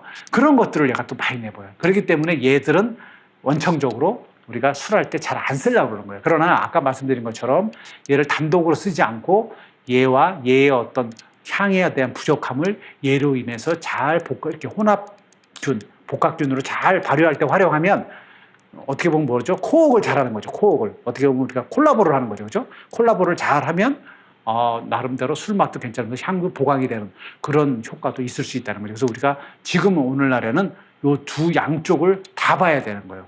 그 여러분들하고 나중에 제가 비양조 효모 요거를 국내에서는 상품화되어 있는 게 없는 것 같은데 외국에는 상품화되어 있는 것들이 많아요. 그래서 그런 걸 혹시 우리가 이거 올해 한 12월 달까지 우리가 실습 같은 거 하면서 이런 걸 구할 수 있을는지 제가 모르겠는데 한번 노력을 해보겠습니다. 자, 말씀드린 것처럼 그러면 여러분들이 이 효모에 대해서 여러분들이 개념을 이제 확실하게 잡고 가셔야 되는데 우리 대기상에 이렇게 있잖아요. 포도밭에 우리가 누룩 띄울 때도 마찬가지고 그때 나는 그런 효모는 아까 말씀드린 것처럼 다 이런 사카로마이세스 세레비지에 쪽이에요. 물론 누룩에는 이런 것도 있죠. 포도밭에 가면 포도 있잖아요. 포도에도 누룩하고 똑같은 거야. 노지에서 키우는 거는 양조형 효모, 비양조형 효모가 다 섞여 있는 거예요. 왜 누룩에도 그렇고 메주에도 그렇고 다 섞여 있는 거예요. 노지에서는. 그런데 우리가 보통 위스키 만들 때 내지는 무슨 다른 뭐 사케 만들 때 포도주 쓸 때는 그런 혼합균으로 잘 안 하고 단일균으로 한단 말이에요. 근데 그게 다 사카로마이세스 세레비지아라는 건데 그거는 대기 중에 떠 있어요. 우리가 뭐 여러분들 뭐 이런데 뭐 칠판에 천장에 여러분들 뭐 공유에 이런데 세레비지아는 어디든지 붙어 있을 수 있는 거예요. 그런 것들은 쉽게 얻을 수가 있어요. 그러나 우리가 지금 얘기하는 아까 이런 파스토리아누스 라거 맥주용 효모 얘는 대기상에 없어요. 우리 한반도에 있지 않습니다. 유럽에도 없어요. 이게 이 효모는 공중에 있는 게 아니에요. 그럼 이 효모가 어디서 나왔냐는 거죠, 도대체. 궁금하잖아요. 이게 어디서 나왔냐면은 원래 사카로마스 세레비지아 그 옛날에 이 하면 라거 맥주라고 하는 게 처음에 어디서 나왔냐면 독일의 바바리아라는 지역. 그러니까 옛날에 지금 독일의 뮌헨 지역이죠, 남부. 그 뮌헨 지역을 옛날에 바바리아라고 했어요. 바바리아. 야만인이라는 뜻이죠. 그 로마 제국 시대에는 그 뮌헨 사람들이 거의 뭐 야만인 취급받았던 그런 아주 저급한 민족이었기 때문에 바바리아라는 이름이 붙였다는데 하여튼 그 당시에 지금의 뮌헨 지역, 바바리아라는 지역에서 처음에 라거 맥주가 나왔는데 그때는 이 사람들이 이런 균 가지고 자기가 만든 것이 아니고 이 균이 있었는데 이 균을 자기네가 순수 배양해서 보존해서 그걸 가지고 배양해서 술을 만든 게 아니고 자연적으로 하이브리드 된 거예요. 하이브리드. 결합을 한 거죠. 그거는 우리 공중에 그 당시에 양조장, 바바리안 지역의 양조장에 세레비지에라는 건 흔히 있었던 것이고 유바야누스라는 게 있어요. 유바야누스. 이런 게 공기를 통해서 그 양조장에 들어온 거예요. 그래서 자연적으로 이 두 개가 만나가지고 세레비지에라고 하는 것이 생겨났던 건데 이게 나중에 알고 보니까 세레비지에가 아니고 파스토리아누스라는 어떤 새로운 균이었다는 거죠. 그거를 나중에 알게 된 거예요. 그래서 그 균을 채취를 해서 순수 배양을 해서 지금 이제 전 세계적으로 많이 퍼져 있죠. 물론 그거는 다시 이제 뭐 유전자 변형이라기보다는 뭐 계대 배양도 시키고 나름대로 뭐 조금 뭐 이렇게 또 다른 하이브리드 시키고 하면서 이제 파스토리아누스 종류가 여러 가지로 퍼지긴 했지만 원조는 그렇게 된 거예요. 그래서 유바야누스라는 놈하고 얘하고 하이브리드 돼서 얘가 만들어진 거예요. 그래서 지금은 유바야누스는 도대체 어디서 왔냐는 거지. 얘는 그 아르헨티나의 어느 한 지역에서 이게 유전자 분석을 통해서 거기가 기원이라고 밝혀졌는데 그러면 얘가 어떻게 해서 독일의 그런 바바리아 지역까지 날아가냐는 거죠. 그거는 그 당시에 1400년도, 1500년도 사이에 라거 맥주가 처음 나오는데 그 당시에 그런 아르헨티나 쪽하고 그런 남미 쪽하고 유럽 쪽하고 이제 교육도 활발해지고 막 이랬을 거 아니에요. 그러면서 이게 묻어왔다고 보는 거예요. 자연적으로 그 바바리안 지역으로 얘가 묻어온 거예요, 이 균이. 그래서 바바리아 그 양조장에 있는 얘하고 합쳐져서 하이브리드에서 얘가 나오게 탄생한 거예요. 그래서 라거 맥주가 탄생하게 된 거예요. 그게 처음에. 그래서 이제 라거 맥주가 나온 것이고, 그다음 말씀드린 세레비지에라는 거, 우리가 뭐 에일 맥주 만들 때, 탁약주 만들 때, 포도주 만들 때, 뭐 빵 만들 때. 그래서 뭐 이 빵용 이스트 있잖아요, 그죠? 그것도 다 세레비지예요. 세레비지에서 종류가 여러 가지일 뿐 다 세레비지인 거예요. 그래서 요건 이제 에일 맥주 제조용으로 맥주에서 쓰는 거고, 뭐 탁약주에서도 쓰고, 포도주, 증류주 다 쓰는 거예요. 다 세레비지예요. 우리가 라거 맥주만 파스토리아 누스라는 것만 딱 쓰고, 나머지는 다 얘 계통인 거예요. 얘가 종류가 좀 달라서 그렇지. 이해가 가시죠? 그 다음에 사카로마이세스 우바리움이라는 게 있는데, 얘는 또 요 세레비지하고 또 이렇게 하이브리드가 된 거예요. 그래서 얘는 사카로마이세스 바야누스라고 하는 거예요. 이건 샴페인 제정제예요. 샴페인. 얘는 알코올에 조금 더 적응이 잘해요. 얘가 저항성이 강하다고요. 그렇기 때문에 얘는 샴페인 제조용으로 특화되어 있는 거예요. 그래서 술 만들 때는 요 세 가지가 쓰이는데, 하면 발효 맥주, 그 다음에 샴페인 맥주 만드는 효모 빼고는 전 세계에 술 만드는 모든 거는 빵 효모 비롯해서 사카로마이스 세레비지에다, 이렇게 생각하시면 돼요. 이제 이해가 좀 가셨죠? 자, 그럼 효모가 아까 말씀드린 것처럼 뭐 당을 먹고서 뭐 여러 가지 뭐 알코올도 나오고 CO2도 나오고 발효 부산물도 만들려고 하는데, 그럼 도대체 어떤 대사를 통해서 얘가 일어나? 그럼 한번 궁금하잖아요. 그죠? 이렇게 보시면, 여기 보시면은 이 효모가 이렇게 생겼잖아요. 지금 이건 지금 출하해가지고 지금 딸 세포를 정말 만들려고 하는 그런 순간에 이제 그런 그림을 제가 이제 하나 샘플로 이렇게 보여드리면, 당이 들어오잖아요. 당이. 그죠? 당이 들어오면은 여러 가지 아까 제가 많은 단계, 해당작용 한 13단계를 거쳐서 결국은 이제 알코올로 가는 그 단계인데, 산 넘고 바다 건너서 이쪽으로 해서 건너서 알데히드를 거쳐서 알코올을 이 안에다 만든 거예요. 그러니까 알코올이 세포가 밖에서 당을 끌어들여가지고, 물론 뭐 아미노산도 끌어들이고 지방산도 끌어들이고 많이 끌어들이지만 기본적으로 알코올을 만드는 건 당이란 말이에요. 당. 그죠? 당을 이렇게 여기 보면 아미노산도 끌어들이잖아요. 얘가. 그죠? 단백질을 분해된 아미노산, 전분이 분해된 당. 요런 단당류, 그러니까 그런 저분자 물질들을 끌어들이는 거예요. 세포 안으로 끌고 들어와요. 세포 안으로 끌고 들어와서 그 안에서 온갖 대사를 해가지고 만들어요. 물질을. 그래서 자기가 밖으로, 세포 밖으로 내보내버리는 거예요. 결국 우리가 그게 이제, 술뜻에서 술뜻으로 내보내는 거죠. 얘가. 그죠? 그래서 이제 요런 단계를 거쳐서 알코올이 나오는 거고, 그럼 탄산은 어디서 생겼냐는 거죠. 탄산은 요 과정을 거치면서 일부 넘어가는 과정에 일부가 빠져나간 거야. 여기서 CO2가 빠지면 알데히드가 되는데, 여기서 빠진 그 CO2가 밖으로 나가는 거예요. 그래서 우리가 알코올과 CO2가 이때 생성이 된 거예요. 우리가 이게 대부분의 물질이죠.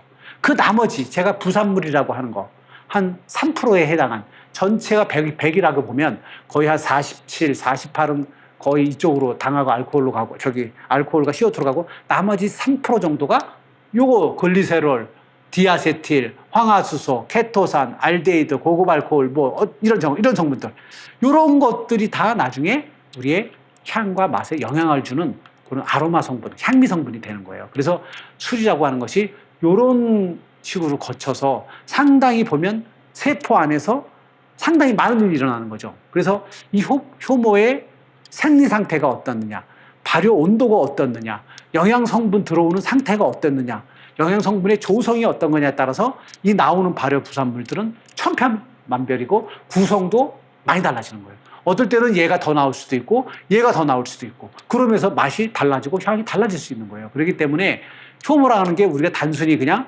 이렇게 그냥 술도에다가 뭐 이렇게 맥집에다가 효모만 틱 던진다고 되는 게 아니라, 나름 그런 게 있죠. 라거 맥주, 에일 맥주는 요 성분이 어느 정도 나와야 돼, 농도가 이런 정도 나와야 돼, 기준이 있단 말이에요. 그러니까 술이라고 하는 것이 이런 거죠. 나중에 이제 저희들이 그 뒤에 이제 4강, 5강 할 때 그 술에 대한 그 아로마 얘기, 향미 얘기가 나오는데, 우리가 보통 맥주에서 나오는 그 이런 향들이, 여기서 지금 예를 들었지만 그 나오는 그 아로마만 한 1000가지에서 1300가지 된다고 그래요. 굉장히 많아요. 효모가 내뿜는 향도 몇백 가지 되고, 메가에서 오는 향도 있을 거 아니에요. 그죠?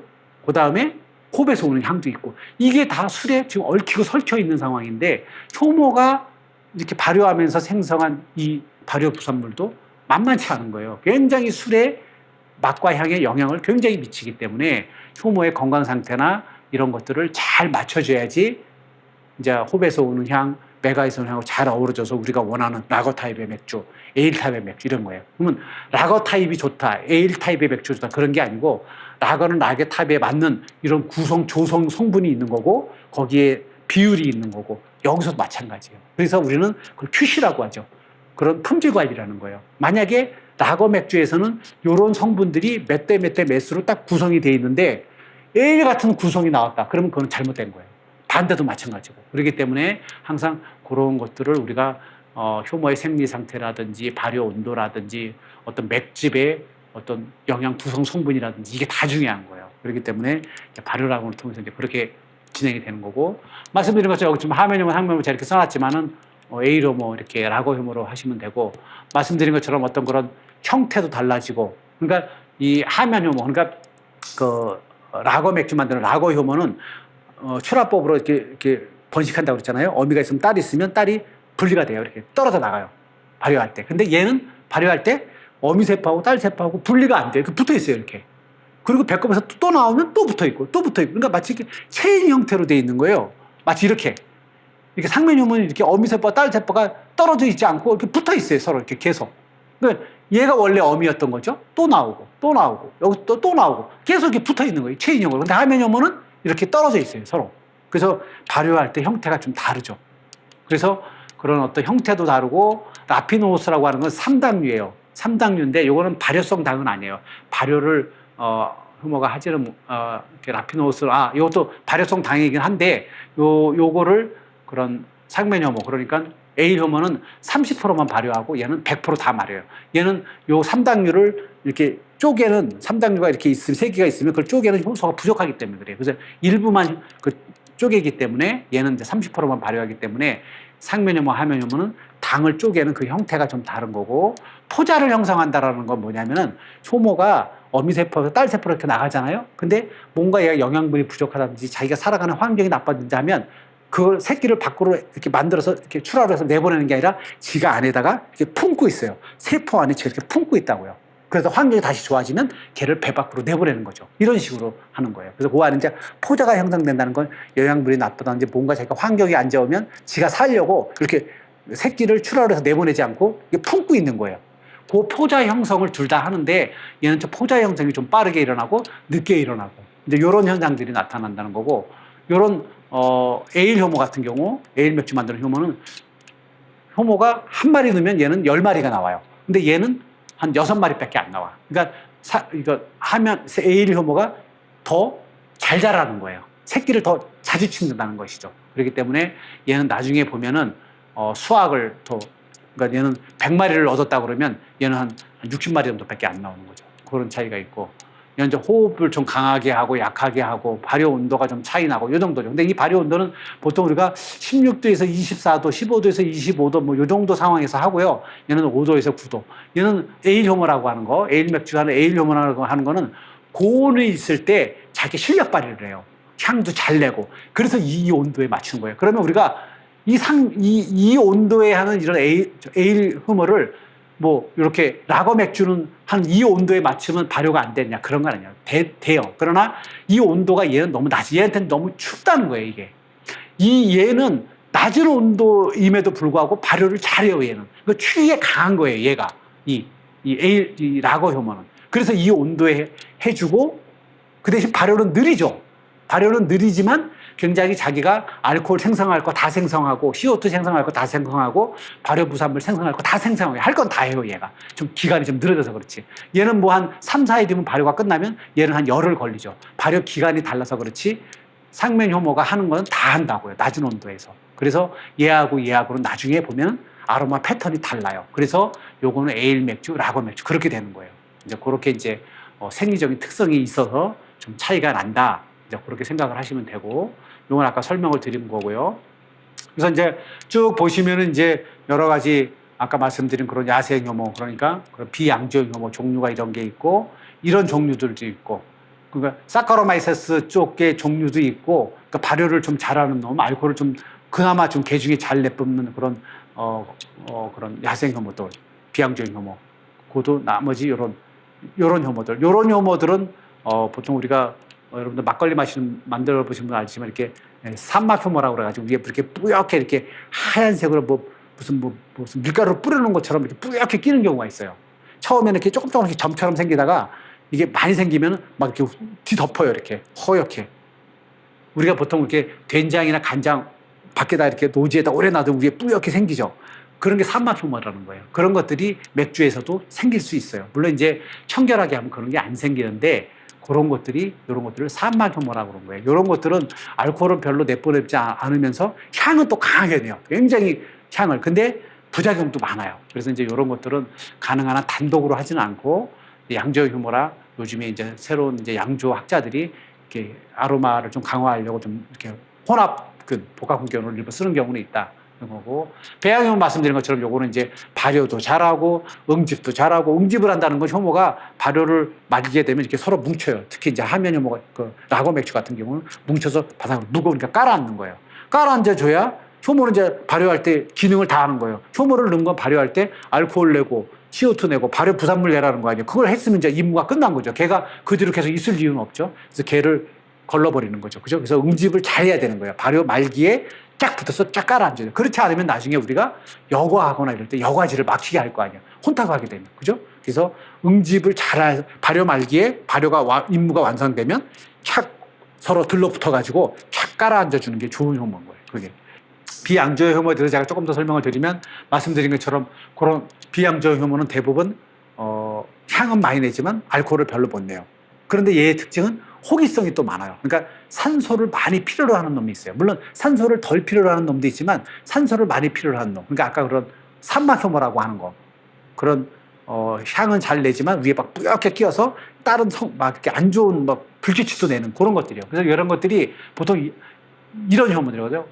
피치야, 칸디다 이런 말이 있어요. 피치야, 칸디다 이런 용어가 나오면 이게 비양조형 효모인데 얘는 비양조형 효모 중에서도 산소를 많이 필요로 하면서 우리가 된장꼬치장 밖에 놔두고 뿌옇게 끼는 개구나 이렇게 생각하시면 돼요. 우리 막걸리에도 가끔 그런 형태가 생기기도 해요. 그래서 모든 술에 우리 와인에도 이런 것들이 번식하면 생겨요. 어느 술에나 다 생겨요. 얘는 그런 어떤 위생 상태가 안 좋게 되면. 근데 이런 것들이 에스터라고 하는 거, 에스터라고 하는 성분은 꽃향을 내는 건데 과시량 좋은 거죠. 근데 얘가 너무 많이 나와버리면 되려 약품치, 병원치, 오히려 역겨운 치가 나버려요. 그러니까 얘는 또 어떤 그런 향을 내는 건 좋은데 또 너무 과다하게 내버리는 그런, 그러니까 너무 많이 번식을 해가지고 너무 과다하게 나와버린 거예요. 그럼 되려 안 좋아요.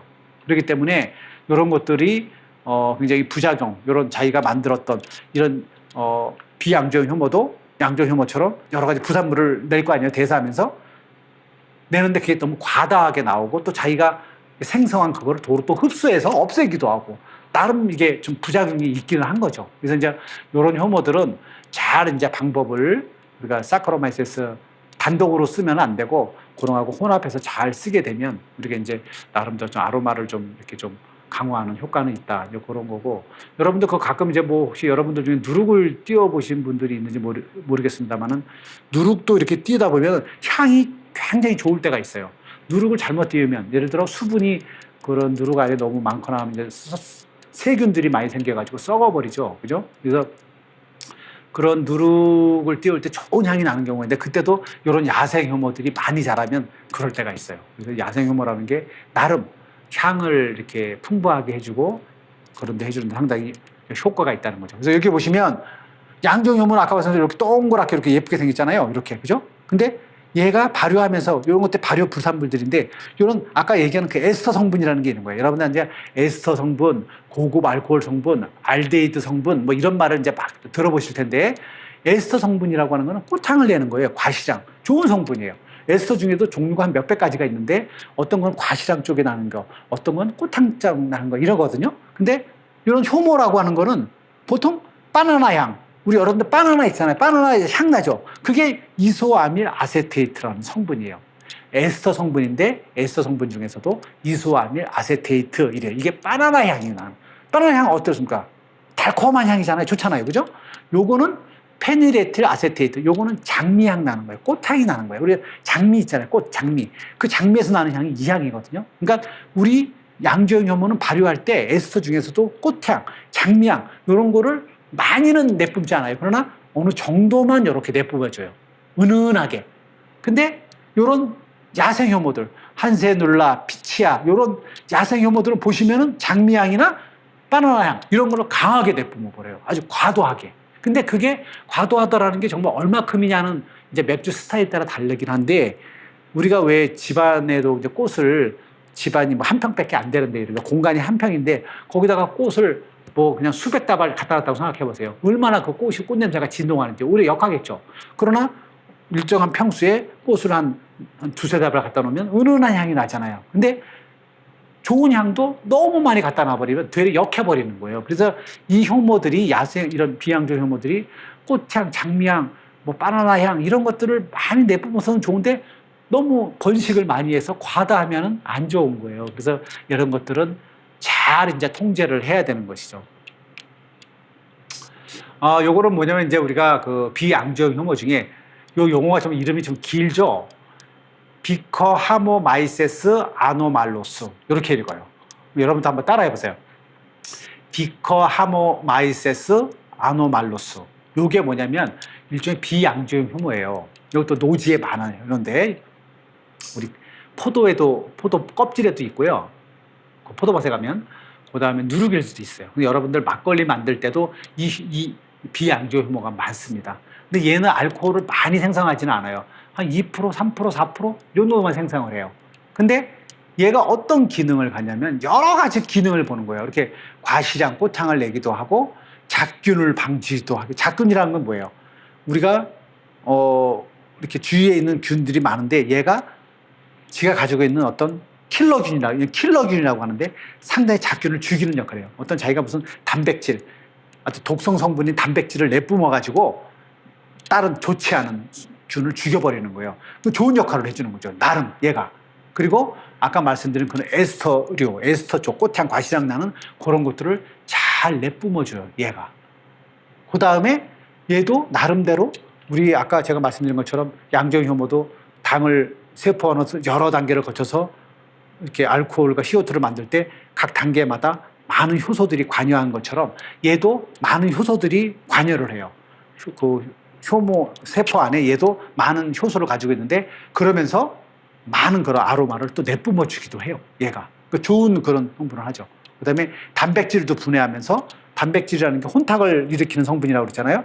혼탁도 방지해주고 나름 이 균이 혼합균 형태로 해서 내지는 첨가하는 쪽으로 해서 약간 첨가해주는 쪽 내지는 몇 대 몇을 해서 혼합했을 경우 그러니까 사카로메스 세레비지에 그 양조형 효모하고 잘 이렇게 배합을 해서 넣어주면 나름은 좋은 역할을 할 수도 있다 그런 얘기예요. 그렇기 때문에 지금 현대 이제 그 우리 양조업계에서는 학계에서는 어떻게 얘기하냐면 20세기에는 양조형 효모가 우리의 술의 어떤 그런 품질을 좌우하고 주도했다면 앞으로 21세기에는 이런 비양조형 효모, 우리가 흔히 얘기하는 야생 효모라고, 그러니까 서자 취급하고 유생적으로 안 좋은 효모, 어떤 그런 걸로 취급받던 이런 비양조형 시대가 열릴 것이다 이렇게 보거든요. 그래서 앞으로 학계에서는 이런 비양조형 효모에 대한 연구도 많이 되고 얘를 뭔가 비양조형 효모와 잘 콜라보를 해서 새로운 어떤 맥주, 새로운 와인, 새로운 뭐 사케 이런 것들을 만들려고 상당히 많이 노력을 하고 있어요. 그래서 지금은 흐름이 그쪽으로 많이 가고 있습니다. 그래서 여러분들 나중에 이제 맥주를 이제 여러분들이 이제 이런 홍천군 친환력 사업을 통해서 조그만 양조장도 해보실 분도 있고 뭐 그러실 분도 계실 텐데 이런 것들은 상당히 염두에 두고 많이 해볼 필요가 있다. 이제 그런 말씀을 제가 좀 드리는 거고. 자, 이제 전반적으로 제가 지금 오늘 이제 발효하고 숙성을 이제 설명을 드리는데.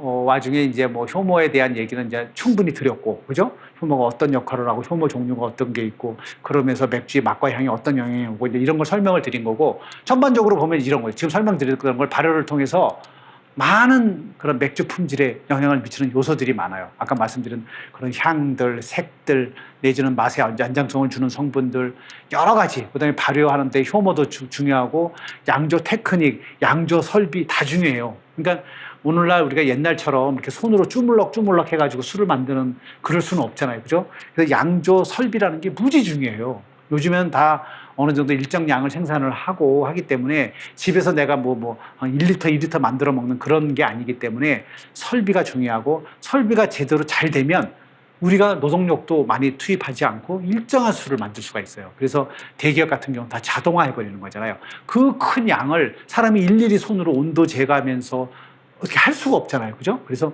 온도 내지는 어떤 그런 아까 그런 각 공정마다 시간들 있잖아요. 뭐 끓이는 시간, 그 다음에 투입하는 시간, 걸르는 시간 이런 거를 가장 최적인 데 탁탁탁탁 맞추게끔 되는 거예요. 그리고 다 오토매틱 해놨기 때문에 대량 생산할 때는 항상 그렇게 일정하게 나오게 맞춰놓은 거란 말이에요. 근데 이제 중소나 소규모로 할 때는 이렇게 자동화하는 설비는 할 수 없지만 그래도 나름 맥주를 만드는 기본은 이렇게 돼 있는 그런 설비를 하셔야 돼요. 여러분들 중에서 이제 뭐 신활력 이렇게 사업을 통해서 지역에 있는 분들한테 홍천군에 있는 분들한테 뭐 이렇게 설비 같은 것도 지원해드리고 또 수제 맥주 같은 것도 이렇게 뭐 면허 내셔가지고 뭐 이렇게 뭐 제조장을 이렇게 업을 한다기보단 하나의 뭐 이렇게 체험학습장 이런 식으로 하실 수 있도록 뭐 지원한다라는 뭐 그런 계획도 갖고 계신데 그런다 하더라도 기본은 갖추고 해야 돼요. 그래서 설비를 아무렇게나 막 하면 안 되고 기본을 갖춰서 하면 원료가 좋고 설비가 멀쩡하고 그다음에 양조 테크닉이 어느 정도 있으면 맛있는 맥주가 나오는 데는 큰 문제가 없을 겁니다. 자, 그러면 우리가 그런 발효를 통해서 알코올과 CO2도 나오고 다 좋았는데 그 나오는 발효 부산물들은 도대체 어떤 발효 부산물들인지 궁금하잖아요. 그죠? 아까 발효에 대한 그 메커니즘을 쭉 한번 설명을 드렸고 효모 그림을 보여드리면서 알코올도 나오고 CO2도 나왔지만 이런 부산물도 나와서 맛과 향에 영향을 미치구나. 그걸 포괄적으로 드렸는데 그런 것들이 이제 보통 이런 성분들이라는 거죠. 그래서 이제 발효할 때 이런 성분들이 나오는데 이런 성분들 영비어만 난다는 거. 요걸 다이아세틸, 뭐 디아세틸이라고도 읽어도 되고요. 다이아세틸, 알데히드, 황화합물 이런 성분들은 대체적으로 안 좋은 성분이에요. 물론 이런 성분이 모든 맥주에는 다 들어있어요. 막걸리에 다른 술에도 있어요. 막걸리, 와인, 위스키에도 다 있어요. 다만 그 농도의 차이가 있을 뿐이지 효모가 발효하면 이런 것들은 기본적으로 다 나오게 돼 있는 거예요. 효모의 대사 생리가 다 같기 때문에. 근데 이런 것들이 많으면 과하면 황 냄새가 뭐죠? 이거 황화함이라는 게 성냥 냄새. 여러분 성냥 키면 나는 냄새 있잖아요. 유황 냄새. 이런 냄새가 난단 말이에요. 그런 것들이 아주 적을 때는 또 아로마를 술의 어떤 맥주의 아로마에 기여하는 부분도 있지만 많으면 안 좋은 거예요.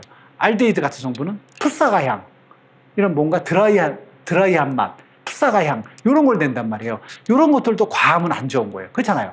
입에서 뭔가 텁텁하기도 하고, 그죠?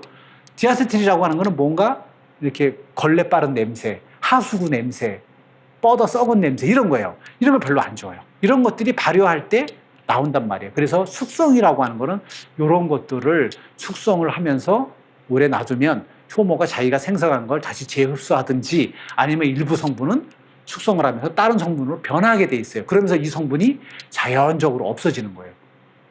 100% 없어지진 않아요. 그러나 우리가 후각으로, 맛으로 느끼지 못할 정도의 농도로 내려가 버리는 거예요. 그러면 문제가 없죠. 그러니까 어떠한 성분이 있어도 우리가 냄새나 맛으로 못 느끼면 그만인 거예요. 근데 처음에는 맛이나 냄새로 느낄 정도가 된단 말이에요. 발효 직후에서는. 근데 발효가 끝나고 나서 숙성을 하면 우리가 느낄 수가 없는 정도 내려가기 때문에 문제가 없는 거죠. 그래서 숙성을 하는 거죠. 그죠? 이런 이제 고급 알코올이나 에스터 같은 경우는 많다고 좋은 것도 아니고 적다고 나쁜 것도 아니에요. 적당하게 있는 게 좋은 거예요. 그 술 타입에 맞춰서. 그래서 요거는 술에 반드시 있어야 돼요. 왜? 얘가 향과 맛에 영향을 주기 때문에. 그러나 맥주 타입에 따라서 농도가 다르다는 거죠. 그러니까 보통 이런 성분들은 알코올 온도가 높거나 이럴 때 더 많이 생기는 건데 특히 에일 맥주 같은 경우 그래요. 왜? 그는 고온에서 하기 때문에 그래요. 그렇기 때문에 그 효모는 이런 거를 많이 생성을 해서 에일 맥주가 라거 맥주보다는 조금 향이 더 풍부하죠. 그 이유는 이런 성분들이 더 많아서 그래요. 아로마에 기여하는 성분이 더 많이 생성이 돼서 그런 거예요. 근데 반대로 라거 맥주에서 에일 맥주처럼 이게 너무 많이 나왔다. 그럼 그 맥주는 잘못된 거예요. 풍부하다, 풍부하지 않다의 문제가 아니라 술의 타입에 벗어났다는 거예요. 그러니까 제가 첫 시간에도 말씀드린 것처럼 우리가 맥주를 구분을 할 때는 그 타입에 따라서 구분을 하는 거예요. 라거 타입이면 라거 타입에 맞는 맛과 향이 나야 되고 에일 타입이면 에일 타입에 맞는 맛과 향이 나야 되는 거예요. 이게 거꾸로 되면 안 되는 거예요. 우리가 마치 묵은지에서 김장김치 냄새가 나면 안 된다는 거예요. 그죠? 무슨 얘기인지 아시죠? 그러니까 1년 묵은 홍어, 삭힌 홍어하고 지금 바로 홍어 무침하고는 향이 다른 거란 말이에요. 그죠? 그 특성에 맞는, 스타일에 맞는 그 향이 나와주면 된다. 그 얘기죠. 그래서 이렇게 보시면 그럼 우리가 효모가 발효할 때 도대체 어떤 성분이 언제 뭐가 생긴다는 거냐 도대체. 그래서 그게 맥주의 맛과 향에 뭘 미친다는 거냐, 그걸 그림으로 그려드린 거예요 제가 요거를. 그래서 당도, 우리가 당이 보통 한 12브릭스, 11브릭스, 12브릭스 요때 시작한단 말이에요. 그래서 당이 쭉 가면 일부 잔당은 남고 발효성 당이 만든 알코올 4%에서 5%가 나오는 이런 형태가 된단 말이에요. 그래서 당도는 계속 줄겠죠, 그죠? 줄고, 효모 같은 경우는 처음에 산소가 처음에 맥집에 불어든다고 그랬잖아요. 증식하기 위해서 확 늘어났다가 나중에 그런 응집 현상이 나서 효모는 쭉 깔아앉게 돼 있어요. 그래서 발효가 거의 다 끝난 그다음에 효모가 밑에 쫙 깔아앉게 돼 있죠. 당도도 많이 떨어져 있는 상태고, 그 사이에 효모가 증식기가 있어요. 증식기가 뭐죠? 효모가 증식한다는 건 산소가 있다는 거예요. 산소가 있을 때 효모가 증가하면서 그때 바로 우리가 얘기하는 아까 말씀드린 고급 알코올, 에스터, 유기산 이런 건 향과 맛에 미치는 주요 성분들이 이때 왕창 나오기 시작하는 거예요. 그러니까 이런 성분들, 이런 우리 맥주의 향과 맛에 영향을 주는 성분들은 대부분 효모가 증식하면서 지가 한 마리에서 두 마리 되고 두 마리에서 네 마리 되면서 증식하면서 지가 대사를 하면서 만든 부산물이었던 거예요. 이게 다. 그죠? 그러니까 효모가 얼마나 빨리 증식하느냐, 덜 증식하느냐 이런 거에 따라서 이게 덜 생기고 더 생기고 이러는 거란 말이에요. 발효 온도가 높으면 증식이 더 빠를 거 아닙니까? 낮으면 느릴 거고, 또 효모 접종을 한 마리만 했을 때, 10마리만 했을 때 또 다를 거 아니에요. 왜? 증식 속도가 다르니까. 그렇기 때문에 그런 많은 요소들에 따라서 이게 왔다 갔다 하는 거예요, 이 양이. 그런데 우리가 통상적으로 예일 맥주는 이 온도에 이 정도의 효모 접종량에 며칠 하면은 이 정도의 알코올과 고급 알코올 에스터가 나와서 이 맛이 난다라는 스탠다드로 지금 잡혀서 그런 거지, 처음 하는 사람은 사실상은 막막하죠. 내가 과연 어느 정도 해야 이게 적당하게 나오고 좋은지를 지금 모르는 상황이니까. 그래서 증식할 때 나오는 것이고, 여기 보시면 쭉 이렇게 이런 성분들이 쭉 나왔다가 이거 반드시 있어야 되는 성분들이거든요. 맛과 향에 영향을 미치기 때문에 쭉 나왔다가 얘는 더 이상 안 없어져요. 계속 가. 맥주의 병에 담을 때까지 한 번 생긴 거는 끝까지 가버리는 거예요. 이거는 없어지고 그러는 게 아니에요. 이 성분들은 한 번 생기면 없어지지 않아요. 그러니까 발효 온도를 잘못한다든지, 효모를 우리가 잘못 썼다든지, 내지는 어딘가 잘못되면 이에 대한 구성 성분이 구조가 틀려지는 거예요. 술 맛이 달라지는 거죠. 한편 알데히드, 디아세틸, 아까 이게 뭐죠? 영비에서 나는 냄새, 안 좋은 냄새라고 그랬잖아요. 이런 것들은 얘도 증식 기간에 왕창 생기다가 쭉 내려가 버리죠. 이거 왜 그러죠? 효모가 재흡수해서 없애버린다든지 아니면 다른 성분으로 변해버린 거예요. 숙성을 하면서. 그렇기 때문에 이런 성분들은 크게 걱정할 일은 아니에요. 숙성만 잘해주면 이런 술들은 없어져요. 우리 옛날에 그 막걸리 같은 거, 시골 막걸리, 60년대, 70년대 이제 막걸리 드셔본 분들은 왜 이렇게 쿰쿰한 냄새들이 나요? 그게 왜 그러냐면 숙성을 오래 안 해서 그런 거예요. 막걸리를 너무 빨리 발효를 해서 빨리 팔아서 그래요, 그거를. 그래서 이런 것들이 발효할 때 많이 생겼는데 숙성이 덜한 상태로 나가기 때문에 이런 냄새들이 났던 거예요. 근데 지금 요즘의 막걸리는 깔끔하죠. 그러지 않죠. 발효도 적당한 온도에 하면서도 숙성을 적당히 해서 상품으로 출하시켰기 때문에 이런 냄새가 지금은 많이 없어진 거예요. 그래서 여러분들이 실제 시중에 있는 맥주, 막걸리, 다른 이런 와인에서는 이런 냄새 맡기가 거의 힘들어요. 왜? 그런 술을 만들지 않기 때문에. 그래서 이건 정상적으로 알코올 발효와 숙성만 하면 없어지는 성분이기 때문에 큰 문제가 안 되는 거고, 중요한 것은 이게 한번 생기면 안 없어지는 얘들을 어떤 조건에서 우리가 해야 내가 원하는 타입의 맥주를 딱 맞춰서 할 것인지, 이런 것들이 중요하죠. 그래서 이거 제가 예로 말씀드리면 에스터라고 하는 성분은 꽃향, 과실향을 내는 건데, 이런 것들이 여러분들이 우리 대기업 맥주, 호프집에서 먹는 맥주 있죠? 거기서는 30에서 40 ppm 정도 들어있다고 생각하시면 돼요. 30에서 40 ppm. 그게 뭐냐면 그러니까 ppm이라고 하는 건 리터당 밀리그램이에요. 그러니까 30에서 40 밀리그램 리터당. 1리터, 맥주 1리터당 30에서 40mg 정도가 들어있다고 보시면 돼요. 우리 라거 맥주 같은 경우. 고급 알코올 같은 경우는 70에서 100 정도, 70에서 100mg 정도 들어있어요, 리터당.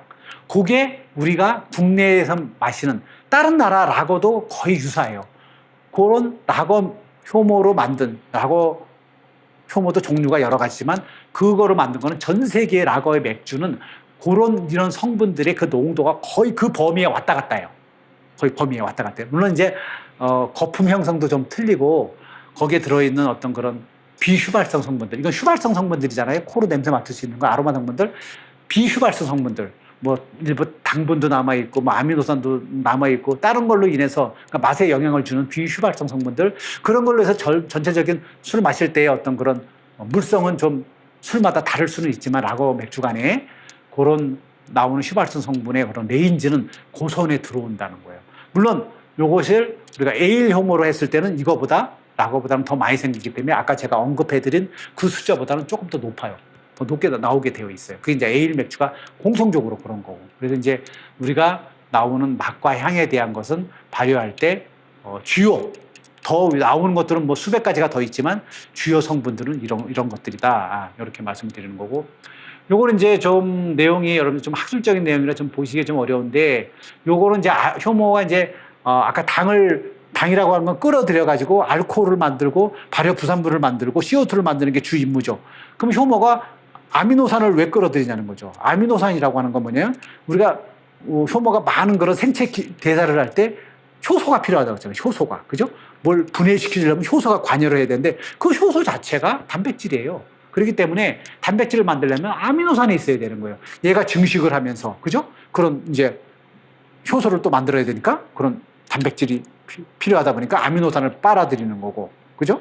그 다음에 또 자기가 증식을 하려면 세포막이나 세포벽, 세포에 그런 세포막이나 세포벽을 이루고 있는 일부 성분도 또 단백질로 돼 있어요. 그러니까 단백질이라는 게 많이 필요한 거. 우리 사람도 그러잖아요. 사람도 단백질이 필요하잖아요. 그러니까 우리도 필수 아미노산, 비필수 아미노산 이러잖아요. 사람도. 그래서 우리가 비필수 아미노산은 먹는 걸로 하지만 필수 아미노산, 아니 비필수 아미노산은 우리가 생합성도 하지만 신체 내에서 필수 아미노산은 우리 사람도 이렇게 생합성을 못하니까 음식으로 먹어야 채워야 되는 거잖아요. 근데 효모는 필수 아미노산, 비필수 아미노산 그런 개념은 아니에요. 사람처럼. 그러지는 않은데 얘 같은 경우도 어쨌든 간에 그런 여러 가지 이유로 해서 단백질이 필요한데 단백질을 만들기 위해서 그래서 아미노산이 필요한 거예요. 근데 문제는 아미노산이 우리가 사람은 필수 아미노산, 비필수 아미노산 이런 식으로 해서 구분하는 것처럼 얘네들은 그룹을 A, B, C로 그룹을 해서 먹어요. 그래서 단백질을 만든다는 건 많은 수만 개의 아미노산이 뭉쳐가지고 단백질이 되는 건데 그러면 이런 아미노산도 필요하고 저런 아미노산도 필요하고 아미노산 종류가 한 20개까지 되잖아요. 그럼 그런 것들을 막 조합을 해서 단백질을 만들어야 되는데 이 효모는 맥즙 안에 술떡 안에 발효하면서 필요한 아미노산이 다 있어요. 그 안에. 뭐 지가 알아서 단백질 만들 필요한 걸 다 아미노산을 조합해서 단백질을 만들면 되는데 왜 얘가 다 아미노산을 이렇게 A, B 이렇게 구분해서 하냐는 거죠. 이거는 이 양주의 효모가 아미노산을 한꺼번에 받아들이지 못하는 그런 메커니즘을 가지고 있어요. 효모 자체가. 그렇기 때문에 얘는 A그룹을 먼저 먹고 A그룹이 아미노산이 떨어지면 B를 먹고 B를 없으면 C를 먹고 이런 식인 거예요. 순서대로 먹는 거예요. 얘가. 한꺼번에 먹어서 한꺼번에 조합해서 단백질을 만들면 좋을 텐데 얘를 먹다 보니까 맥집에 얘하고 얘가 있음에도 불구하고 얘를 생합성할 수밖에 없는 거예요. 사람이 마치 비필수 아미노산을 부족하면 생합성하는 것처럼 얘도 얘를 먹고 얘가 부족하니까 얘를 생합성하는 거예요. 또 얘가 다 떨어졌죠. 그럼 또 얘를 먹어. 얘를 먹으면서 또 얘가 부족하네. 그럼 또 얘를 또 생합성하는 거예요. 이런 식인 거예요, 얘가. 그러면서 얘가 고급 알코올을 생성하는 거예요. 아까 제가 고급 알코올을 말씀드렸는데 여기서 고급 알코올이 이게 증식하면서 생긴다고 그랬잖아요. 증식하면서 생기는데 얘가 증식할 때 자기 딸 세포한테도 이렇게 자기가 출하를 하면서 딸 세포를 내보낼 때도 걔도 뭔가 이렇게 뭐 단백질도 필요하고 이럴 거 아니에요. 딸 세포도. 그런 것들이 필요해서 아미노산을 먹는데 그런 아미노산을 먹는데 순서대로 먹는 바람에 부족한 다른 아미노산을 생합성하다 보니까 생긴 게 고급 알코올이라는 거예요. 결국은 아미노산이 맥집에 부족하면 부족할수록 생합성을 더하게 되고 더하면 더할수록 고급 알코올이 더 나오는 이런 현상이 생기는 거예요. 그래서 통상적으로 우리가 고급 알코올이라고 하는 거는 효모가 자기가 부족한 아미노산을 생합성하면서 만들어내는 거예요. 생합성을 하면서 만들어낸 부산물인 거예요. 고급 알코올은.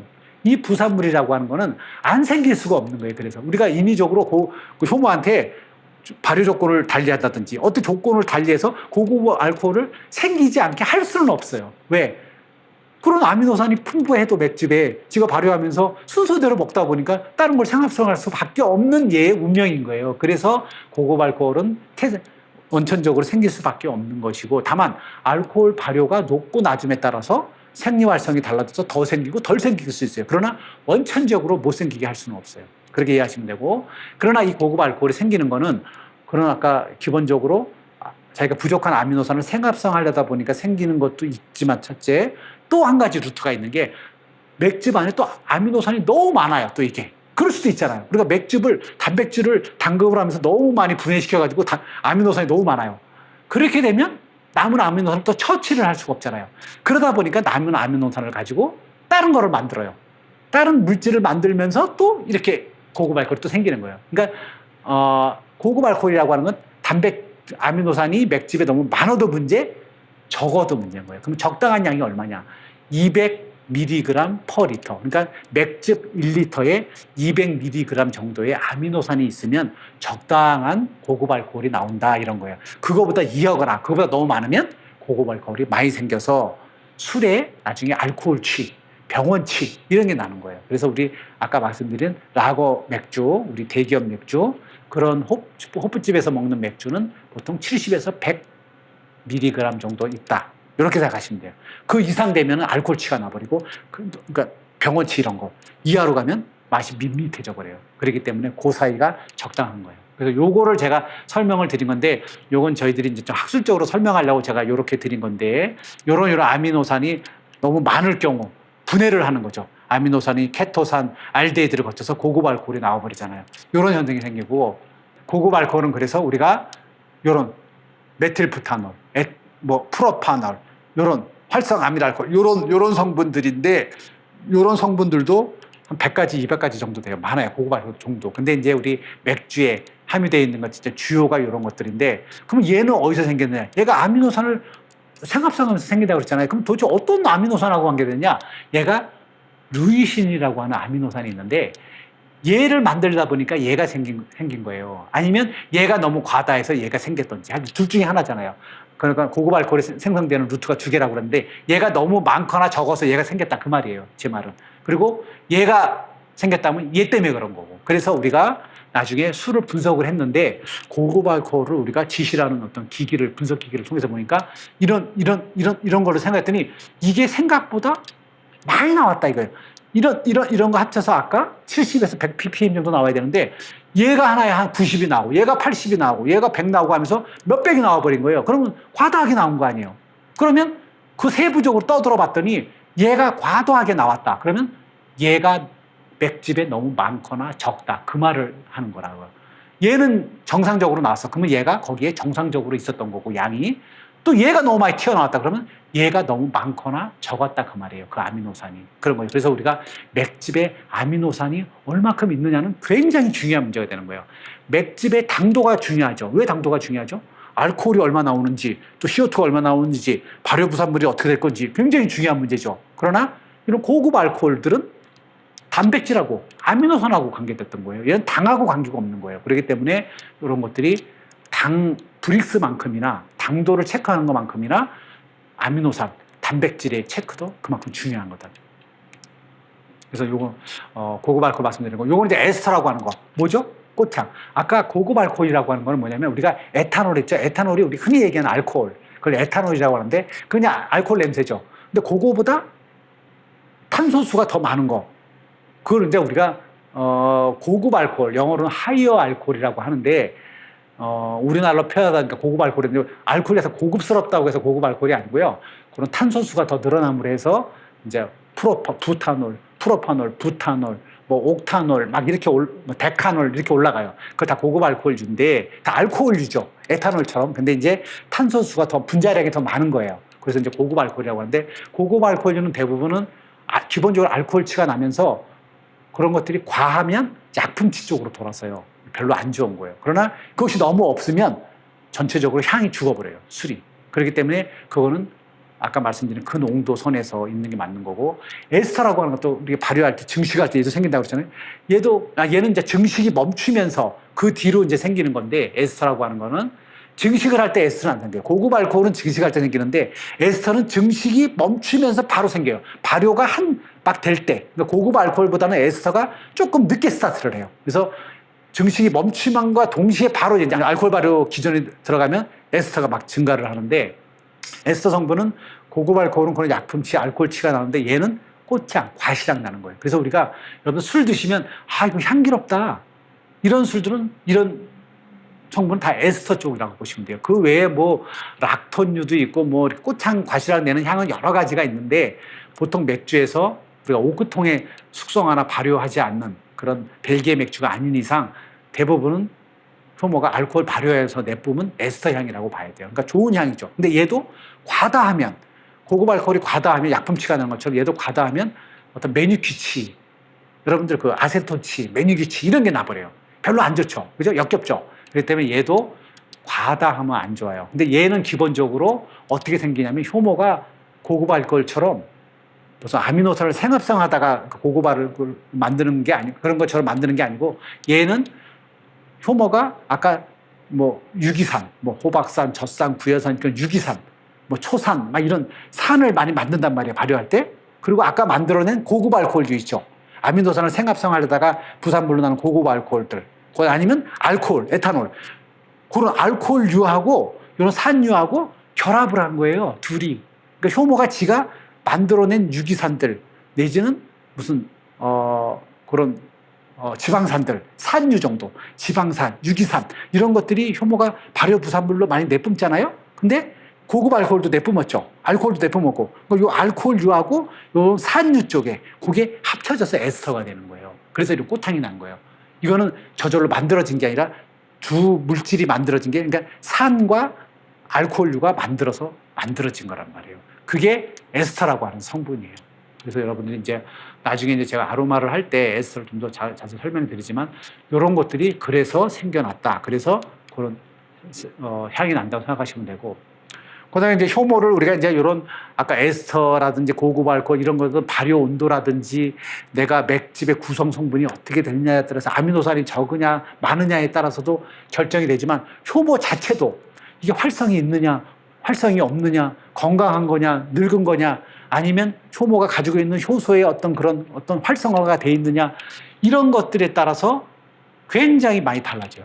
그래서 효모를 어떤 거냐에 따라서 어떤 거는 아까 말씀드린 다이아세틸 내지는 뭐 고급 알코올 이런 게 더 나오기도 하고 조금 덜 나오기도 하고 물론 발효 온도나 물론 맥주의 구성 성분에 따라서도 차이가 있지만 효모 자체도 굉장히 차이가 나요. 그래서 효모 선택을 굉장히 잘해야 된다. 그래서 우리 국내에는 사실은 맥주 효모 우리 수제 맥주나 이렇게 대기업에서 하는 맥주들은 대부분 외국에서 분말 내지는 액상으로 수입한 거예요.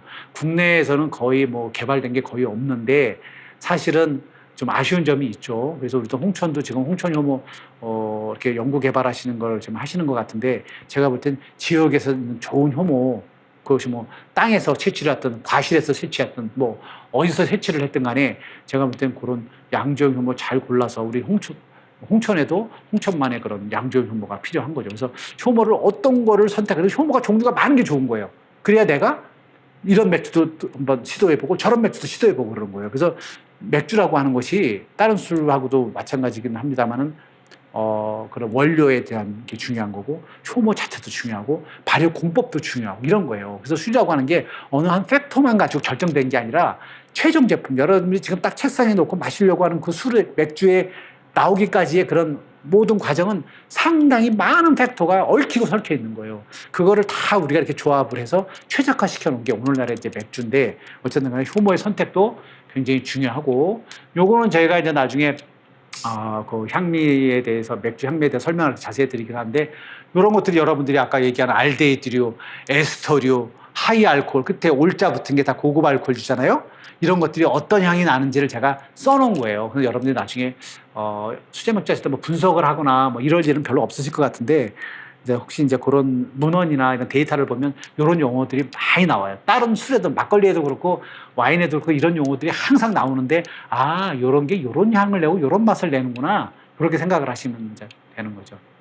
그 외에 이제 아까 제가 전체적으로 효모 그림을 하면서 당을 먹고 아미노산을 먹고 어떤 부산물들을 내보내는지 개괄적으로 설명드렸는데 요거는 이제 아까 고급 알코올하고 에스터는 어떻게 생성되는지 설명을 드렸고, 요건 디아세틸 성병. 요거는 썩은 뻐덕치 안 좋은 거거든요. 이게 발효 초기에 나오는 건데, 요거는 효모가 처음에 지가 얘도 아미노산 발린이라는 아미노산을 생합성하려다 보니까 생긴 부산물이에요. 얘도 얘를 만들고 싶어서 그런 게 아니라 얘도 술하면 어쩔 수 없이 나오는 거예요. 근데 얘는 아미노산을 만드는 과정에서 지가 얘를 바깥으로 내보냈다 이렇게 만들잖아요. 근데 지가 또 세포 안으로 끌고 들어가요. 효모가 이 성분 디아세틸 성분을 지가 요 상태에서 밖으로 내보내서 요걸로 변화시켰다가 도로 끌고 들어가요. 이건 숙성 과정이에요. 그러니까 발효할 때 이렇게 내보냈다가 숙성할 때 도 끌고 들어간다고요. 그래서 이 물질을 이쪽 성분으로 변화시켜서 그런 뻐터치가 없게 하는 거죠. 그래서 모든 술은 알코올 발효를 한 다음에 숙성을 일정 기간 가져가면 이 성분은 없어지게 된다. 그 얘기. 그다음에 아까 알데히드라는 성분, 풋사과 냄새, 조미치 냄새, 드라이한 맛을 내는 그런 성분, 안 좋은 성분이라고 그랬잖아요. 이 성분도 보시면은 알코올 발효 초기에 많이 나왔다가 숙성을 하면 없어지기는 하는데, 이 그림은 뭐냐면 효모도 종류가 A, B, C, D로 해서 5가지가 나와 있는데, 그림에 효모를 어떤 거냐에 따라서 어떤 건 이렇게 많이 내보내기도 하고 어떤 건 조금 내보내기도 해요. 그렇기 때문에 아세트알데히드가 어떤 거는 다량, 어떤 건 소량을 내보내기 때문에 효모를 잘 골라야 된다는 말이죠. 근데 우리 같은 경우는 이제 양적 효모가 지금 딱 정해져 있는 게 없어서 우리가 이렇게 고를 수 있는 상황은 아닌데, 이런 것들도 우리가 참조해서 나중에 효모를 골라야 된다 그런 거고, 그 외에 이제 뭐 우리가 이런 산도 초산이나 이런 것들, 개미산 이런 것도 휘발산이라고 그래요. 초산, 식초산이죠. 그죠? 초산 이렇게 냄새 나잖아요. 맛도 신맛 나고. 그러니까 맛도 신맛 나면서 휘발산도 되는 거. 그걸 이제 휘발산이라고 하는 거고, 고정산, 비휘발산이라고 하는 건 구연산, 그런 말 들어보셨죠? 구연산, 호박산, 주석산, 우리 와인에 주석산 있잖아요. 그런 것들은 휘발되는 게 냄새를 안 맡아줘요. 근데 맛으로는 느껴지죠. 신맛이 느껴지죠. 전반적으로. 그죠? 물론 산 종류도 종류에 따라서 신맛이 더 나고 덜 나고, 어떤 거는 좀 젖산처럼 좀 부드러운 신맛이 나고 하고, 사과산처럼 조금 좀 거칠게 나기도 하고, 뭐 정도의 차이는 있지만 대부분 신맛이죠. 그죠? 그런 신맛을 내는 것들. 그 다음에 지방산. 이런 이제 효모가 발효하면서 나는 지방산, 이런 것들이 어떻게 해서 나왔는지 그런 것들을 제가 설명을 해놓은 건데, 대부분은 지방을 합성한다든지 단백질을 합성한다든지 이런 거에서 나온 부산물질이라고 보시면 돼요. 그러니까 효모가 자기가 증식을 하면서 내지는 증식이 끝나서 발효를 하면서 자기도 생체 리듬을 계속 대사를 유지해야 되니까 필요한 영양 성분들을 계속 흡수한 거예요. 그러면서 어떤 건 분해했다가 어떤 건 합성하면서 막 이런 합성과 분해라는 그런 대사를 계속 하는 거예요. 반복을. 이렇게. 그러다 보니까 발효 부산물들이 이렇게 나온 거예요. 그런 것들이. 근데 우리가 그 대사 자체를 우리가 조절할 수는 없어요. 그러나 발효 온도나 내지는 접종량이라든지 맥주의 구성 상태라든지 어떤 그런 거를 통해서 우리가 약간 농도를 조절할 수는 있어요. 인위적으로. 그러나 원천적으로 못 나오게 하고 그럴 수는 없는 거죠. 왜? 효모가 자기가 대사를 하면서 생리적으로 나오는 거기 때문에. 그래서 이제 발효 부산물들은 이제 그렇게 보시면 되고, 오늘 마지막 시간으로, 그래서 이제 그 발효라고 하는 게, 숙성이라고 하는 것이, 발효를 해서 나오는 부산물이 나오는데, 숙성은 그런 안 좋은 것들을 없애고 좋은 것들은 이렇게 계속 유지되게 해서 맥주 맛을 부드럽게 하고 이렇게 되는구나. 이제 이해를 하시면 되는데, 그런 게 우리가 품질의 안정성이라고 하는 거예요. 품질의 안정성이라고 하는 거는 뭐 풍미 안정성도 있고 물리적인 안정, 혼탁 일어나고 막 이런 것들이 다 발효, 숙성과 다 연관되는 얘기들이에요. 근데 빛의 안정성, 빛을 보면 안 좋죠. 그러면서 성분이 또 다른 게 생기고 또 맛이 안 좋아지고, 그래서 이런 모든 안정성에 대한 거는 우리가 물론 뭐 제매 공정이라든지 당군 공정 이런 데서 영향을 또 받지만, 발효 숙성도 상당히 영향을 미치는 거예요. 발효 숙성이 제대로 안 되면 뒤에 가서 이런 술에 대한 안정성이 없어지는 거예요. 처음에 나올 때 뭐 발효할 때 숙성은 괜찮은 것처럼 보였지만, 뭔가 그게 맛이 틀어지고 향이 틀어지고 구성 성분이 안 맞으면 나중에 시간이 지나면 맥주 맛이 이상하게 돼버린단 말이에요. 그렇기 때문에 이런 안정성을 많이 따지는 거고, 이런 생물학적인 안정성은 요건 이제 미생물하고는 관계없고 물리적인 화학적인 얘기인 거고, 요거는 미생물적인 얘기. 거기에 뭐 맥주에 오염이 된다든지 위생 상태가 안 좋거나 이렇게 되면은 그게 뭐 어느 공정에서 아까 처음에 그림에 맥주 분쇄부터 우리가 포장까지 많은 미생물들이 달라든다고 했잖아요. 관여한다고 그랬잖아요. 위생 상태가 좋으면 그런 게 없어지는 거예요. 그러나 그런 것들이 잘못 되거나 특히 수제 맥주 소규모로 하시는 분들은 미생물에 대한 항상 리스크가 있고 노출이 돼 있어요. 그렇기 때문에 이런 것도 미생물적인 것을 잘 위생적으로 하셔야 되고 아까 말씀드린 발효 숙성을 잘 하시면 술이 안정이 돼 있죠. 그러면 이런 것들은 나중에 여러분들이 술을 한 달 후에 6개월 후에 드셔도 술이 처음에 만들었을 때보다 뭐는 조금 산화가 돼서 조금 품질이 좀 저하되는 부분이 있지만 전체적으로 품질상에 큰 문제가 없는 거예요. 그래서 우리 술이라고 하는 거는 처음에 만들 때 좋은 술을 만드는 게 중요하고 이 좋은 술이 계속 유지가 되도록. 왜? 술이 바로 다음날 팔리는 게 아니잖아요. 우리가 뭐 칼국수처럼 손님이 오늘 왕창에서 왕창 팔고 내일 또 국수 만들어서 또 팔고 이러는 게 아니잖아요. 술은 오늘 만드는 게 6개월에 팔릴 수도 있고 1년에 팔릴 수도 있는 거거든요. 그렇기 때문에 술은 지금 잘 만들도록 해야 되고 또 6개월 후에도 3개월 후에도 내가 지금 잘 만들어준 술이 잘 품질이 유지되게끔 그걸 예측해서 다 만드는 거예요. 혼탁의 문제, 어떤 그런 산화되는 문제, 이런 문제들 때문에 그런 품질이 변하는데 그것까지 다 예측을 해서 내가 제맥을 하고 담금을 하고 발효를 했던 거예요. 그거 없이 내가 오늘 만들어서 오늘 먹을 술은 품질 안정을 따질 필요가 없어요. 왜요? 어차피 뭐 변하기 전에 먹어버릴 테니까. 그러나 여러분들이 이거를 자가 소비하지 않고 남한테 팔려고 그러면 3개월 후에 6개월 후에도 처음에 만들었을처럼 그 상태가 유지되도록 그런 모든 과정을 최적화해야 된다. 그냥 그 말씀 드리는 거예요. 그래서 이건 좀 나중에 제가 좀 세부적으로 좀 이렇게 설명을 드릴 시간이 있기는 할 것 같은데 하여튼 전반적으로 이제 발효 숙성에 대한 개념, 효모에 대한 개념 전반적으로 말씀을 드렸습니다. 그래서 오늘은 여기까지 하는 걸로 하고요.